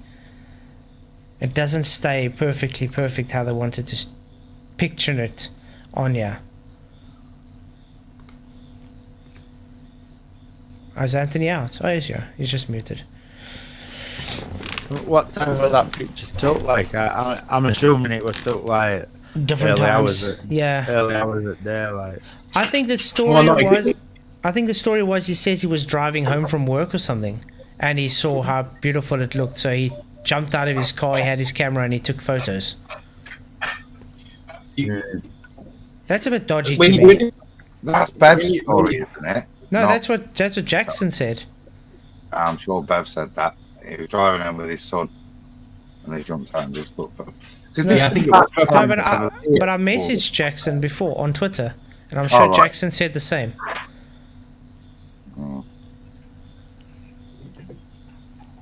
The only thing I couldn't get out of them was, did he use a tripod or not? That cropping of the image on the left hand side, the bit that they didn't show us, that's really important. That because, like, if you apply the Black Swan argument to where the distance to the horizon is, basically the distance to the horizon is like it's behind that area that is the peninsula of land that Blackpool Tower's on, but it's supposed to be like a few miles from you. Yeah, we worked it. Yeah, we worked it out. The horizon should be around here. By this line, this is where the geometric horizon should start. And what it also shows then is if you accept that it's supposed to be a geometric horizon, and it's in the wrong place, if you accept that that does debunk the claim of the globe, then it shows that what that is doing is supporting Rob Skeeber's argument, which was that whatever's going on, it appears to be subject to magnification. And you can call that whatever you want, but if it's subject to apparent magnification for whatever reason, then again we're not looking at a concrete noun called mountains. We're looking at something that more akin. It's more like a hologram or I'm not sure what the word is to describe it, but it's exploded. It's bigger. It's bigger than it should be. Like I've just said, Anthony, when you go to Blackpool and you stand at the tower, then mountains don't look that big. They're tiny, aren't they? Yeah. Yeah, but that's what I'm saying. He's taking his focal length, his camera lens, and he's changing his depth of field on every section. So he's focusing here on one photo, focusing there on a photo, focusing there on a photo, focusing there on a photo, you understand? And he's layering them on top of each other. And that's how he's getting this image. So that's called stacking. He's stacking, exactly. But he's changing the depth of field on every photo he's taken. And that's the only reason why this mountain looks so huge and magnified. Well, that debunks him just jumping out at car and taking a photo on his way home from work. Because stacking is, you have to be very consistent. You need. That's why I said. If you're taking a whole bunch of photos, they have to be exactly the same position, the same. Yeah, but my understanding of how stacking works is you take a burst of photos in a short, like a second. It'll take like 250 pictures. Yeah. And what the stacking process does is it gets the image in the right place so it overlaps. But it chucks out bad ones out. That's what it does. Yeah. Yeah, it takes. But a lot of the way but when you do an HDMI, it's the same kind of layering focus. So you're going to change your exposure settings, you're going to change your depth of field, and then you're going to lay them on top of each other to get as crisp image as possible. You understand? So the stacking is practically just HDMI. Well, no, what it does is it looks at all the pixels and it says, right, in most of these images, this particular pixel is this shade of pale blue. But on one or two of them, it's a little bit darker because there might have been a cloud or whatever, something changed. And what it says is we make this particular pixel the average that all the colours of all the pixels turn out to be. And what it does is it lifts a lot of all the blacks into not blacks anymore, and it takes a lot of the whites into not whites anymore, so you get a lot more depth to the image. But it doesn't mean that you've got a real image. That's the same thing that he does, Stephen Cheatley. Stephen Cheatley takes stacked images, and that's how it works. It basically takes the average pixel color and applies that over the whole image, but over about 50 or 60 or 80 or 100 images that are all very, very similar, but all unique. And that's how stacking works as far as I understand it. Yeah, exactly. I got to ask a question. Hey, Captain Crunch, good to see you. He's got a very interesting comment I just read. He says, I don't know who he's talking to, but what the hell are you smoking? I brought up Craig saying he went from 70 viewers to 15 because he blocked people. That's clearly wrong because there are almost 70 people in here. By the way, good to see all the people in here. Please hit the likes and share the show. It really, really does help. Yeah, we're getting rid of trolls, purging trolls because they're not welcome here. Your viewers are going up. Yeah, my views are going up, not down. People don't like trolls. See, the problem with trolls is they muddy the waters and they try and make it as unpleasant as possible for people that do want to come to the channel. And the other thing is, they don't even watch the show. They just go there with it. And usually they're on mute. They don't even listen to what's being said. And they just start attacking people in chat on stock accounts. And it's usually one or two guys, not many. But they use many accounts, so it appears like it's many. But it's just a guy sat there in his undies scratching his ball whilst he's calling your names. That's all it is. Yeah. No, that's Captain Crunch, guys. I've never had an issue with Captain Crunch before. So just to let you guys know. Hey, Yannick, thank you for coming. But it's good to see everybody. But yeah, I will get rid of trolls. As easy as that. If they want to come in and they want to misrepresent and all that, then they're not welcome here. It's as simple as that. Yeah. And you know what the sad thing is? Dell on his stream is trying to attack me because I'm getting rid of trolls. What's wrong with that? Yeah, but Dell also says that the Earth's accelerating up, doesn't he? No, he doesn't claim that. He says that's a misrepresentation. It does claim it. No. When you draw, no. His words are, he doesn't claim Earth is accelerating. Right. Yeah, so why does he does claim that the object accelerates in the direction of movement. No. The object doesn't accelerate. The Earth rises up towards it. But as soon as you say that, he says you're misrepresenting him again. So the guy doesn't know himself what he's claiming. Why does he use an example of an accelerating car? Because he's a moron. As soon as he drops the light and says the burden's onto us to prove the light is falling, sorry, I just have to put it this way. He's an idiot. observation, the later fall. He's an idiot. It's moving because it's moving. It's moving because it's moving. I mean, He called me a silly English bastard. well, I don't know, guys. I haven't watched Dell in such a long time, and today I saw, okay, it's live, and I've got my face on screen there. I'm like, what the hell? Okay, so I just go in, I pop in, and I'm like, just saying hi in chat. How's it going? Starts going off at me, calling me retarded, and I'm a moron, and I'm a globe pushing rhetoric pusher, and all this. I'm like, wow, okay, it's all for saying hello. And then starts going off on me and saying, yeah, I've got a cult. So everybody, yeah, welcome to the Flatzoid cult, apparently. Yeah, because we don't agree with Dell's not observed upward moving Earth. He's literally, that is literally pushing flat Earth society. He is, right? But the thing is, he pushes the equivalence principle. That's globe rhetoric, and that's a false dichotomy in itself. Yeah. So let me explain this one, right? So the equivalence principle is essentially, you can't tell the difference between an object falling in free fall against an object that's accelerating upwards if you can't see the surroundings that you're in from the frame of reference that you're in. You can't distinguish between the two of them because they both. Is that right? That's what he's saying. But I gotta point out though, what are you going to roll the tech? I observe things to accelerate either down or up in reality. I can observe this. I can measure this. Correct? He is claiming that's not what we observe. That is us making a positive claim. So therefore we are disingenuous. But we literally can see this. Yeah. Is this Dell upward accelerating ruler? Yeah. Yeah. I like the point, really.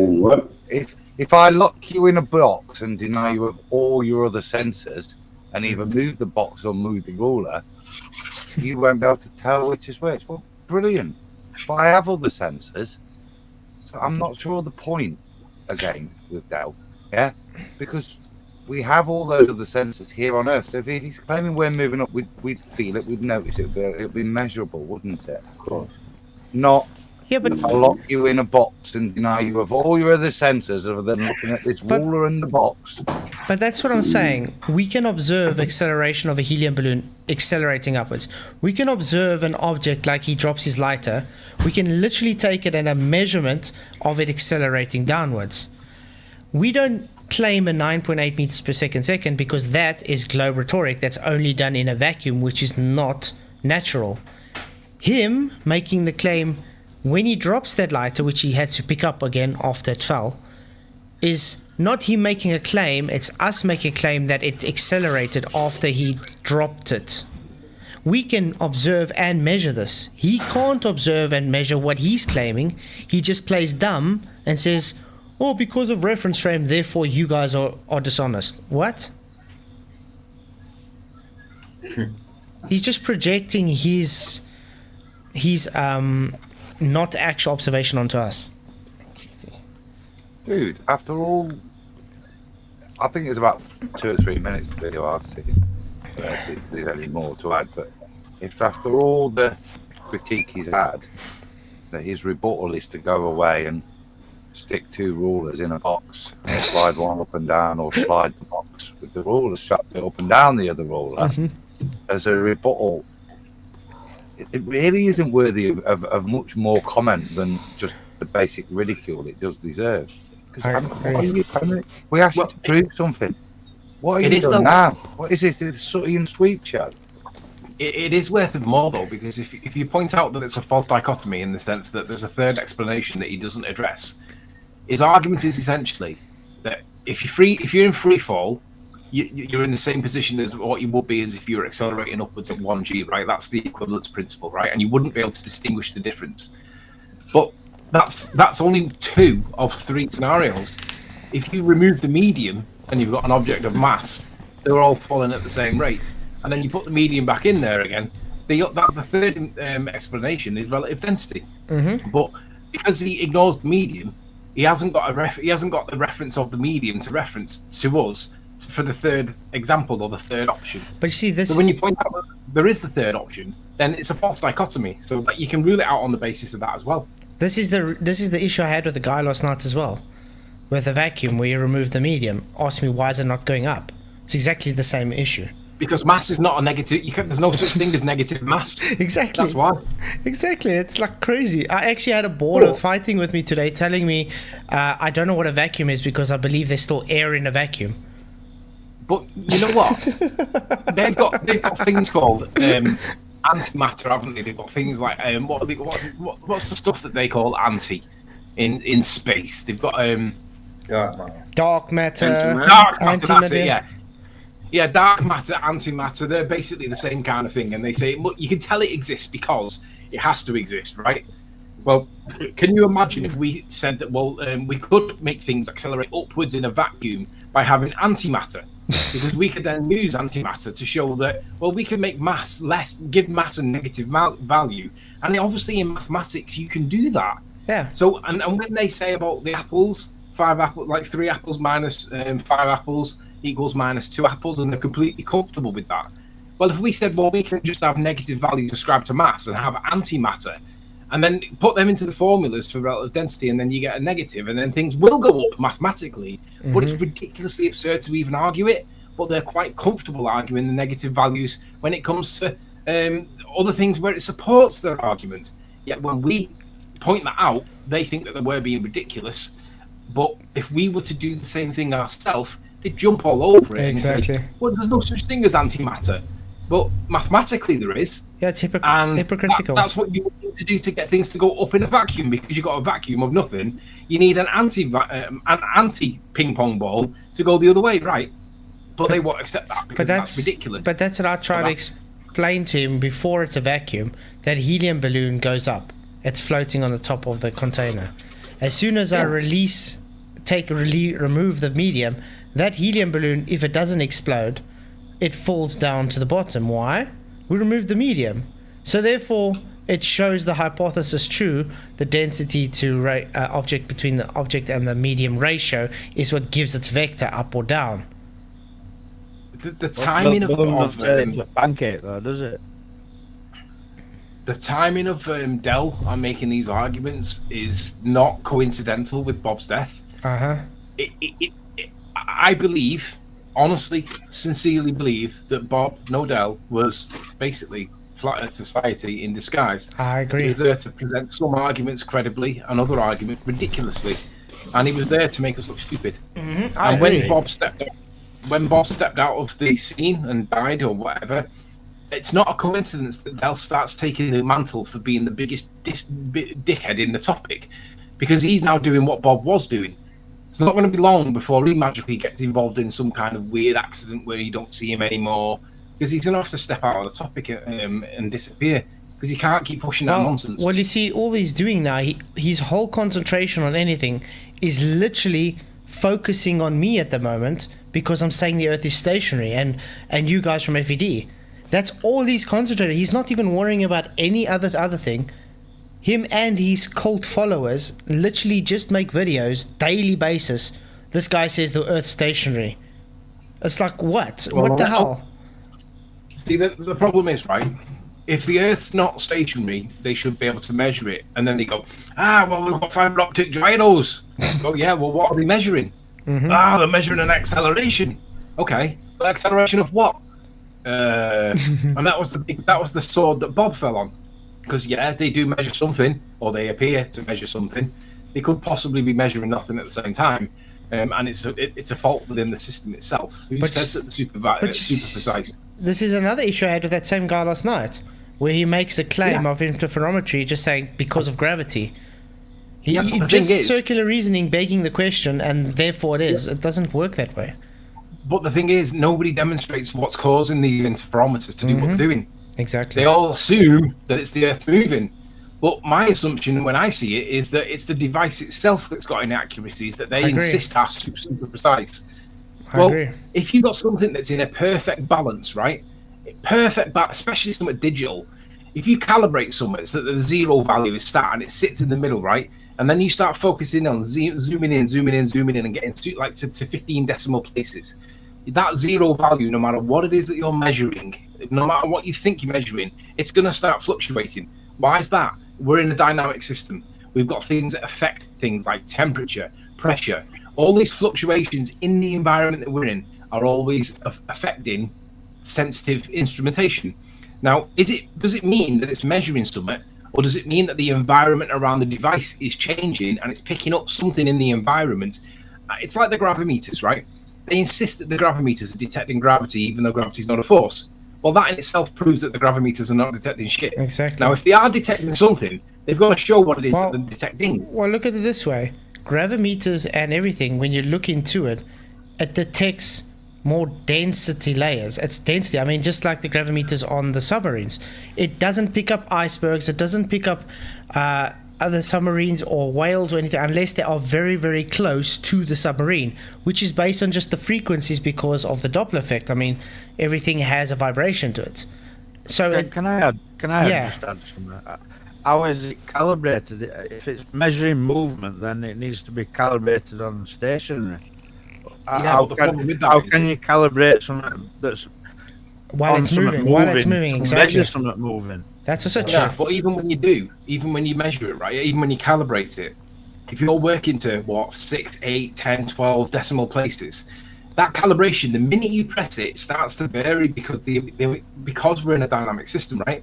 So you've only just calibrated it, but you're seeing it being manipulated by something. You've got no idea what it is, and you perceive that it's super, super, super precise because it's detecting all sorts of little tiny movements. But we're talking about a digital device that's got interference within the circuitry itself, that's affected by voltages, it's affected by the surroundings. These are things it doesn't matter. The point is, the minute you set the tare value on a set of scales, digital scales, and if you're working at 10, 15 decimal points, it's going to start immediately moving straight away. I don't know why, but it's to do with the device itself, in my opinion. Even temperature change just in the air around it. I mean, at a small minuscule.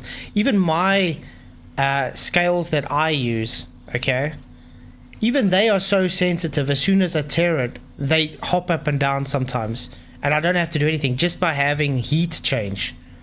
Yeah, because you'll see it go from 0.0 to 0.1, and you're like, why did it do that? Straight away. Yeah.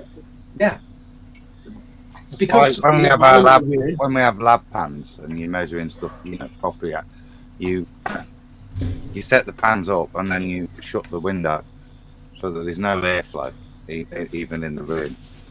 There's nothing affecting it whatsoever. Now, digital scale is slightly different, but movement of air can affect downward pressure. So that's fundamentally why. Because you're trying to measure a balance, an equilibrium of something, downward pressure in the medium of air. Now, if the medium's changing, whatever mechanism you're using, it's subject to more or less error, isn't it? Exactly. Yep. And that's the sort that Bob fell on, because ultimately, he got some fluctuations, and he interpreted them to be accelerations, but I interpret them to be device margins of error that they say don't exist, but I don't believe. But in any event, he couldn't prove the thing that he believes or claims was accelerating was the cause of the acceleration. He assumes it, and he made some silly statements about it, which can be excused really if he was genuine and sincere, because he doesn't know what was. We were trying to tell him he doesn't know what was causing it, and he wouldn't listen. But you can give him a buy really if he was genuine and sincere in all of his other angles. Yeah, but and then he went and did other things. Look how he was with us behind closed doors, just because we were trying to find out what's going on. And He's this is the most exactly. septic, toxic. Yeah, he was a turd in the bottom of the toilet. And this is exactly how Dell is. But Dell is just this way in the open, not behind closed doors. You understand? Yeah, but he's got that hard boy appearance, though, hasn't he? So he can get away with that because of his tattoos and all that. It makes him look that way. But bottom line is, Bob fell on that sword because he didn't know. Bob refused to accept the definition of the independent variable. He refused to vary and manipulate the presumed cause to establish that it was actually the effect, that it was the cause of the effect. And he would never accept that. Yeah. And he hated us for that, but he knows it's true. Well, something's tipped him over the edge, and he lost his shit one day and decided. Apparently, he was losing sleep over this argument, according to some stories. But bottom line was, I'm just glad that he stopped making these arguments now, because them arguments now can be seen for what they really are. It's just nonsense. It's nonsense, exactly. But it's crazy. But yeah, there's something in the works. Definitely something in the works. But why do you think the actual channels that do try and push truth actually get so censored by even the bigger channels in Flat Earth? Because, yeah, they're showing they don't want the truth to be out there. They just want to be right. They want to be the king of the hill. So they can't accept it. I'm not even sure, because, like, originally I said about the timing. Think about the timing of this with Bob's death and Dell's resurgence into some idiot that he never was before. Okay, he might be wrong on a couple of things before Bob's death. But since Bob's death, he's become a completely different puppet. He's playing a totally different role. And I'm like, that's not, timing-wise, that's not a coincidence. Bob exits stage left, and Dell takes his position. That's literally what's happened. Sorry, I just got to quickly answer Global Mom. She says there is a geometric horizon and the apparent horizon. The apparent horizon is the one where the sky meets the land. No, sorry. It's apparent position where the sky appears to meet the land. The only horizon we observe. Geometric horizon is only mathematical, and it has been debunked thanks to the Black Swan. Yeah, they still don't understand the Black Swan argument. I mean, QE said it was probably going to take them 2 years. It's longer than that. QE was totally wrong. I think we're getting up towards 4 years, and they still don't understand that point. It's so simple. As soon as you just got to give up on them, haven't you? It's crazy. And these are the people claiming to be so, how can I put it, intelligent and stupid flat earthers don't understand anything. But yeah, it's taking them so long to take such a basic concept and not get it. I mean, my children understand when I show them a mirage, it's not physical. And these are grown-ass people that's gone to universities and stuff that don't get this. Hey, Global Mum, let me put it to you in the most succinct way I can possibly. The Black Swan argument. The minute you say refraction, we say thank you very much. Because your claim, Galileo's claim, was that boats were dropping behind the horizon. Well, the minute you say refraction, then it's not dropping behind no horizon, is it? Because the horizon is supposed to be the geometric leading edge of a sphere. Well, the minute you say refraction, then it's not geometric anymore, is it? And from that moment on, every time you make the claim that there's a geometric horizon, as you have done just now, all we've got to say is, don't measure it and prove it. And you haven't got any measurements to it because water doesn't curve. Well, I still want them to show me where, with like the Earth curve calculators, where it doesn't physically change the radius of the Earth. It does that in the apparent radius section, don't they? In the advanced. It changes it changes the radius of the Earth to suit their refraction. So they're not refracting light; they're refracting the ground. The geometry. What they're basically doing is they're seeing a flat plane, and instead of acknowledging that it's not curving, they say things like, "Oh, well, refraction is basically flattening out the curve, so that there's no curve there." And the minute they do that, what you're essentially saying is the same as Elon Musk when he said, "You can tell it's real because it looks so fake." Exactly. What you're basically saying is, you can tell it's a curve because it looks so flat. That's how ridiculous you people are. You guys are really in a cult. Exactly. Most of you recognise it. Global Mum doesn't recognise it. She's happy with the inconvenient lie. But the vast majority of these protagonists that push this nonsense absolutely recognise it. That's why Conspiracy Cats has vanished like a fart in a lift. Because every time he appears anywhere, he gets demolished. Well, no, anytime he appears anywhere, and if I suspect that the troll account might be him, all I've got to do is ask, how do you have gas pressure without a container? And he vanishes like a fart in a lift. Now, why is it farts in a lift vanish? Because they escape through the corners. Well, that's what Conspiracy Cats does. He leaks out of the crack in the door. That's how he vanishes out of the room. He was there 2 minutes ago, and now he's disappeared. Okay, I want to quickly debunk Global Mom. I'm gonna go to a video on my channel, and I want to show. I just want to show. She doesn't want the inconvenient truth. She wants the comforting lie. Yeah, obviously, but I'll do this for the other people that want to watch this. Because she's saying the Black Swan. Oh, you know, it's blocking. Well, what if I can show you the oil rig blocked and the horizon is behind the oil rig that's blocked? What does that show? What it shows is that the horizon is subject to real world messed up effects that we refer to as refraction, not flattening out the curve of refraction. That's not what refraction is. That's what the anti-flat earthers definition of refraction is. That's not what refraction is, Glober's mum. Yeah, but the reality is. But what does it show you? Is optical. It's not geometric. There is no geometric because we've never had a no atmo day. Nathan is correct. Remember what they're saying. Because refraction, therefore the oil rigs are not blocked, and that's how we see the horizon behind it. Well, now we see refraction, and the oil rig is blocked, and the horizon is still behind the oil rig. So tell me again how the horizon is Earth curve. Well, what they're doing there is they're just sliding the refraction slider a bit further up and saying, "Oh, look, we've made it more flat again." But you understand, if you're claiming the horizon is your physical Earth curve, and I got that horizon physical Earth curve behind a blocked oil rig, then that shows you that it's not the horizon that blocks the oil rig. It's what I said again, foreshortening thanks to forced perspective because of your angle. It's as simple as that. Let me just flip into dumb flat earther mode, dumb anti-flat earther mode for you. Can't you see all those wavy lines and how squashed it is, Flatzoid? That proves that it's refraction. Therefore, it must be very, very flat because we've definitely flattened out the curve. That's what they say.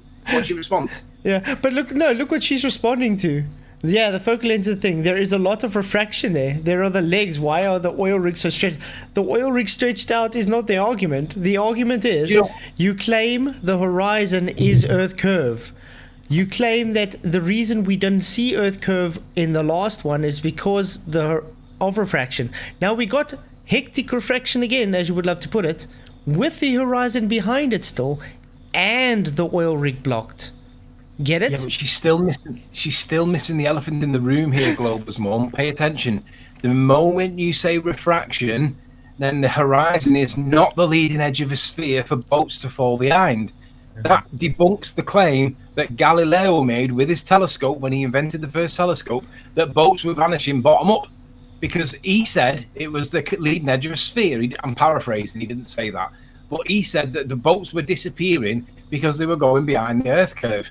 But the minute you say refraction, we say thank you very much. You've just debunked Galileo's claim, and you still can't see that that's not even the argument. That is a straw man, no, a red herring argument, because it's not the argument. Darling, pay attention. The argument is the distance to the horizon can be no more than, not how it appears subject to refraction, because if the horizon is the leading edge of a sphere, as you guys claim, with a radius of 3959, and the distance, Glober's mum, not how refracted it looks, the distance can be no more than. And we see that distance is lots more than. 1.22, yeah, 1.22 times the observer's height in feet. Simple as that. Yeah, I left that off because we all know the rest of it. The sad thing is, but have you realized that? The sad thing is the Globers don't even know that math. That's the sad thing. It's supposed to be well known because it's their belief. So why don't they even know that? I don't know. It's really sad. All I do know is the minute they say refraction, and literally she took the words right out of my mouth because that's what I said, like they say. The next thing you said was, well, look what Glober's mum says. And that was literally what she said. Well, look at all the refraction. Thank you very much, Glober's mum. Guess where the new rebuttal is. You don't understand. Yeah. Wow, that's so original. Yeah. I don't know if you guys saw my preview. I don't know if you guys saw my preview. She doesn't have a rebuttal, and she can't admit defeat. So the only catch-all phrase that they always apply is, you don't understand. Again, the distance can be no more than, Glober's mum, when you're seeing it 10, 20 times further. So that means the minute you say refraction, you're acknowledging that the horizon is not the leading edge of a sphere for boats to fall over. But in your model, it needs to be. It has to be every single time, otherwise boats don't go over no curve. Welcome to Flat Earth. Yeah, I don't know if you guys saw this. This was my preview before the live show. This isn't exactly what this is. This is one of my, like when I started streaming, by the way. What's wrong with the Black Swan? I just explained it to you. There's no denying there's refraction there. I'm going to try to explain it to you again. This time there's a little challenge, okay? Okay, children, we look at refraction. Yes? This is the floor, this is. Yes, we see the sea. Okay? You say physical. Okay.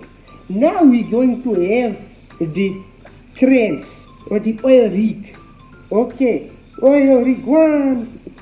Yeah, one a bit big. Oil rig 2. And another one back there. Okay. Oil rig 3. Now, why you see above this water? Fair enough. You're not supposed to see this above this water. Why? It's because refraction. Now, I tell you, you not actually see it.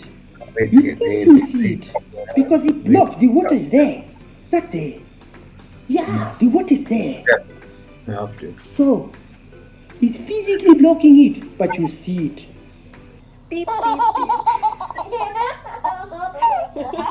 Do you know how stupid that sounds? You cannot see forever. It's the most. Oh, look how cute he is. He's so cute when he's little. But that was the point. They don't understand the difference between optical and physical. They want to claim it's physical and optical at the same time. Exactly. That's exactly what. How old were you there, Flatzoid? 17? Yeah, you've aged a lot since that. You do look young, bro. That's probably all the debating with anti-flat earthers. No, it's all the banging your head against the table, not the debating. The debating bit's Maybe that's why we have trolls, because you're so cute, bro. Maybe that's because what? Blame it on kids. It's my kids. But yeah, it's very simple. As soon as they show reflection, that's why we clap our hands, because they're making a point. It's optical, it's not physical. This is the exact same thing as my 11 frames thing that they keep bringing up. They're so stupid. They don't understand they're conceding that it's optical because they claimed I took the curve away and I took an inferior mirage away. So removing a optical phenomena means I took your curve away. Is you conceding your curve is optical? What curve? You understand? That's how stupid. That's how stupid these people are. I still don't know what curve they're talking about, though. That's what I don't get. The problem is then, of course, is no matter what they do from that moment on, it's always a begging the question fallacy, because they always insist that it's a tangential line, which insists and assumes that there's a dingleberry earth dangling underneath your balls. And we all know that's not true. We all know that even if it was true, you've still got to prove it. You can't just bleat it as though it's a rhetorical or a chanting mantra song that you hum out at a mosque or something like that. You've got to prove it, and the only way you can prove it is to stick a spirit level on it, show that water curves, and it's not our claim to prove. But I know there's a guy, Slice Barkane. He's supposed to be demonstrating this somehow. I'm not quite sure how. How many years is he supposed to do it by now? I don't know, but it's like Wumpus's report on the Isle of Man, isn't it? It's never going to happen. Exactly. And I think I was watching one of Bev's shows recently, and he basically said something like, he basically can never do it because even if he did do it, the results would always show that it would always show in favor of flat Earth. So what he has to do is basically mash it up, mess it up, so that he can always claim that he couldn't get it to work, rather than show that it doesn't work, because he can get it to work, but it doesn't support a globe. So he has to intentionally mash it all up. And I was like, yeah, that sounds consistent with how they've got to behave. Exactly. And then he'll preach how he's got integrity. And I'm like, you've got absolutely no integrity, dude. At all. Oh yeah, they always that's the third step, is always the victim. They play the victim. Oh, you're picking on me. You're just trying to stop me from talking. I mean, it was the same as Slice Barkane when I did that balloon, where it took me like an hour and a half just to get it to stay still. You know what I mean? Like I even taped the doors closed and everything, so there's no wind coming in. And I just put a camera there and showed how the sun was moving and not us. He goes home and tries to replicate it, but he's so stupid. He's sitting there holding the string and saying, you see, I can't get it to sit still, so therefore you didn't get it right, telling me I'm dishonest. It's like, what the hell's wrong with you? Because you're a moron. And you know the funny... yeah, you're right. And the Blue Marble Science did his Cavendish reboot, And to be honest, the handiwork he put into that device that he built was exceptional, right? He's got a garage that's bigger than my house, right? And that's just where he puts his tools. It's impressive for a guy that is a normal Joe Blogs. It's impressive, but we wanted to try and replicate something similar, and it wasn't built to the standard, but we tried everything to try and get that weight to stay in its position and not do anything else, and behave the way that you expect it to in Cavendish. And it was wandering wildly all over the place over a period of time. It wasn't like instantly over minutes, it was over hours. You'd get it to settle and it wouldn't move, and then for no apparent reason it'd start and it's like, we have no idea what's causing it. But now, whatever it is that's causing it, like, we couldn't isolate it. So Big Hillbilly Blue Balls, when he's doing his, I'd love to know how he isolated it, because we had it. I was inside a Faraday cage, and a load of things we tried to try and get it to stabilize and behave properly. But he managed to get it in his garage, where he's got doors and people coming in, and he's in the room as well. We had it isolated. That's the thing. We saw our live where he literally, like, you could see it. The whole jig moves like he's touched it. Yeah. You know what I mean? It's like crazy. Yeah, I mean, I've seen the Cavendish where it goes opposite way of where they put the masses, not towards it even. And I've seen it where it doesn't move at all. I've seen it where it goes opposite. It doesn't do what. But how convenient is it for them to find a way to fudge it so it supports their nonsense and then claim victory, right? But it's supposed to be repeatable, right? It's supposed to be verifiable, and we don't even have to do it the same way that he did it. You've just got, because he didn't do it the same way that Cavendish did it. So if he was able to validate it without doing it the Cavendish way, then we should be able to validate it without doing it Cavendish way.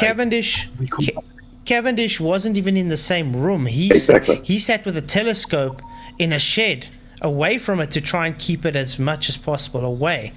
We kept it out of the same room. We didn't go in the room. We set the camera up so it was recording. Yeah, it was exactly. Taking a time-lapse photo every 12 minutes or 15 minutes or whatever it was, and we weren't even in the room. It was done over night time, so that there's no sun around, and randomly at like 1:30 and then 2:45 it'd start moving all by itself, and we're looking at each other going, what the fuck's causing that? Why would it start moving when for the rest of the time it's not moving at all, and then randomly it just goes pew like a rev counter on a car? I know what it is. It's a ghost. It was the tilt of Earth, you see. We tilted it, you see. That's what it was. It's Cavendish's spirit. He's sitting there trying to play games on you, mate. Well, in the end, we That's gave what up. it was like, Cody, though, weren't it? Yeah, we It was gave like up a on it bloody because we ghost. couldn't isolate all the variables. No, but I remember what you took John D's stuff in and that, and you've got all this stuff, all this footage set up, pitch black, infra, and then you just start randomly just move. And a ghost is the best description, I think. Flats. And not when I say randomly move, I don't mean move by a little smidgy dick. No. Like it was like a rev counter needle. It just went whoosh, and it was like, what? Yeah, it had. What's causing that? It had. You could see totally. The oscillations were like crazy. It's not even a little bit. And we weren't even in the room, right? So imagine the effect that Hillbilly Blue Balls, and like, let's be honest, look at his mass as well. He's not a skinny bloke, is he? He's got his body temperature, he's got his mass, his own mass as well, and he's shuffling around that room. And I'm like, think of all the air turbulence that guy's creating just by being in the room and by moving, because he's got his convection heat currents that his body's creating, as well as his movement of air as he's shuffling around. And I'm like, bollocks! We had it way more stable and secure than that, and we couldn't get it to behave like that. Where's the repeatability and the verification element of so-called science? Bollocks! He was faking it somehow. I don't know how he was doing it, but he was.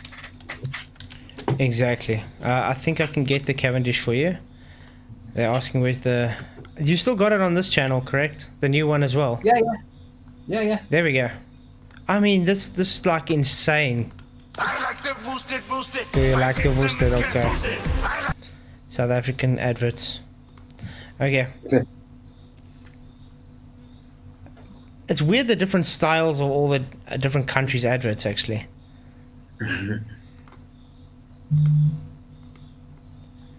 I mean, look at this. You just got a camera set up. It's in the pitch dark. It's all as isolated as you can get it. It's literally sitting still. and then all of a sudden, you see, but even you can see the temperatures and stuff even change by itself. It's just like, see what I'm saying? Temperature alone probably can change it to move. Yeah, but this is happening in the middle of the night when there's no sun. Yeah, exactly. But you see, it's getting cooler and stuff. Why is it? See, there it starts moving again. It's oscillating. See, it's going, and just for nothing, for no reason. We tried it. You were sleeping. Everything to try and. We tried everything to try and isolate that. I mean, if you look, it's been wrapped in tinfoil, which was earthed, and it was to try and remove any static charge potential and all this nonsense that people like Bob would be pushing. And basically, nothing we tried. There's nobody in the room. The door's closed. There's no drafts or anything like that. It's whatever is in that room. Nothing's changing. And then for no apparent reason, it starts moving all by itself. Now that tells me that we've got super precise and super sensitive equipment, right?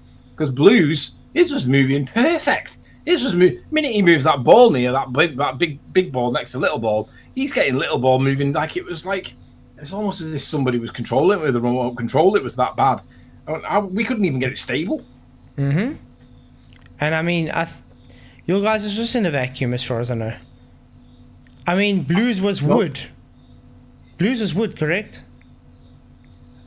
I couldn't answer. There you go. This is the one that was. Yeah. See that big bottle there full of water? That's the mass. That's the mass. Yeah. That was our mass to try and get it. We were trying to get the weight to move towards the mass. We put it in there to settle it down and to make, and then we left and to see whether or not it would be attracted towards that increase in mass. Obviously, we knew it wouldn't be, but we were hoping that it would do something consistent. And it starts going the opposite fucking way, and we're like, eh? I just got to say thank you, Richard Bull, for your $5 super chat, mate. Really, really appreciate it. He says, Grayson says those oil platforms are actually buildings like the ISS because people live in them, and both were constructions by masons. Thank you very much, Grayson. Well, if we did bring up the definition, he would see it would require the building to be earthed into the ground. So no, even by definition, the ISS is not a building. But yeah, this shows, look at that. Why is it not going towards the mass? I don't know if it's this particular video, but it kept going the opposite way. Yeah, and we're just going away from the mass. I can't see what you can see. Obviously, I can see your mouse moving, but I'm not seeing any movement in the video. No, there's no movement yet at all. But I know there's one that I saw as well. It just staying still, and all of a sudden, it just starts moving opposite direction. And we're in bed at this time, right? This is like 3, 4, 5 in the morning. There's nothing happening, right? Yeah. So it's like we couldn't explain it. We didn't know why it was doing this. But what we realized, it's moving because it's moving. Well, it's doing something. It's moving for some reason, but we have no explanation for why. Did you not just prove the accelerating Earth, mate? Well, according to them, we failed to repeat the Cavendish experiment, and they don't see that as a problem. But basically, we were trying to prove it. We were trying to repeat it so that we could get, even if we could get it just once, and then we could cherry pick that one occasion where it worked. But we didn't get anything like that. Yeah. We tried everything. We tried loads of things. Yeah, guys. Statistics causes entropy. By the way, did you hear that last night? That's a good. Yeah, that one now. That one shut down. Statistics causes entropy. That one there, Flatzoid, is really good because it's doing all sorts of things, and this is like. Look at this, and I mean, this is while you're sleeping. Yeah, in the middle of the night, while you're sleeping. Yeah. Look at this. So we're expecting it not to even move, right? We're expecting it because mass doesn't attract mass. But when it starts acting like spasmodically, and we're like, yeah, but what's the explanation for this? And we're like, I have no idea. Why is it? If mass is attracting mass, it would oscillate and then move. It goes past it even. Look at that.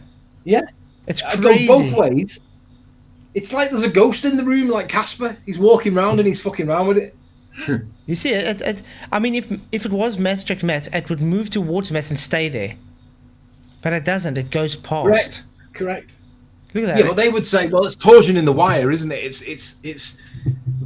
They come up with any nonsense, and it's just believed. Mm-hmm. But I'm happy to say that we've tried it. We gave it our best shot over weeks, and nothing that we could do could get it to behave anything like what they told us it would do.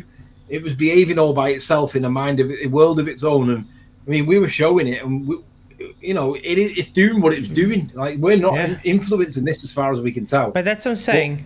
even last night when the guy said, okay, there could be different new physics that no one knows about, I would agree with that. How do we know there's not something about physics we don't understand yet? And that's Jaron's argument for why science doesn't prove shit, right? Because he says there's always something that you might not know about that are yet to, and that's fine. But until you know it, until you prove it, then you haven't proven shit. But that still doesn't take the argument away that if my hypothesis is shown correct, it's proven.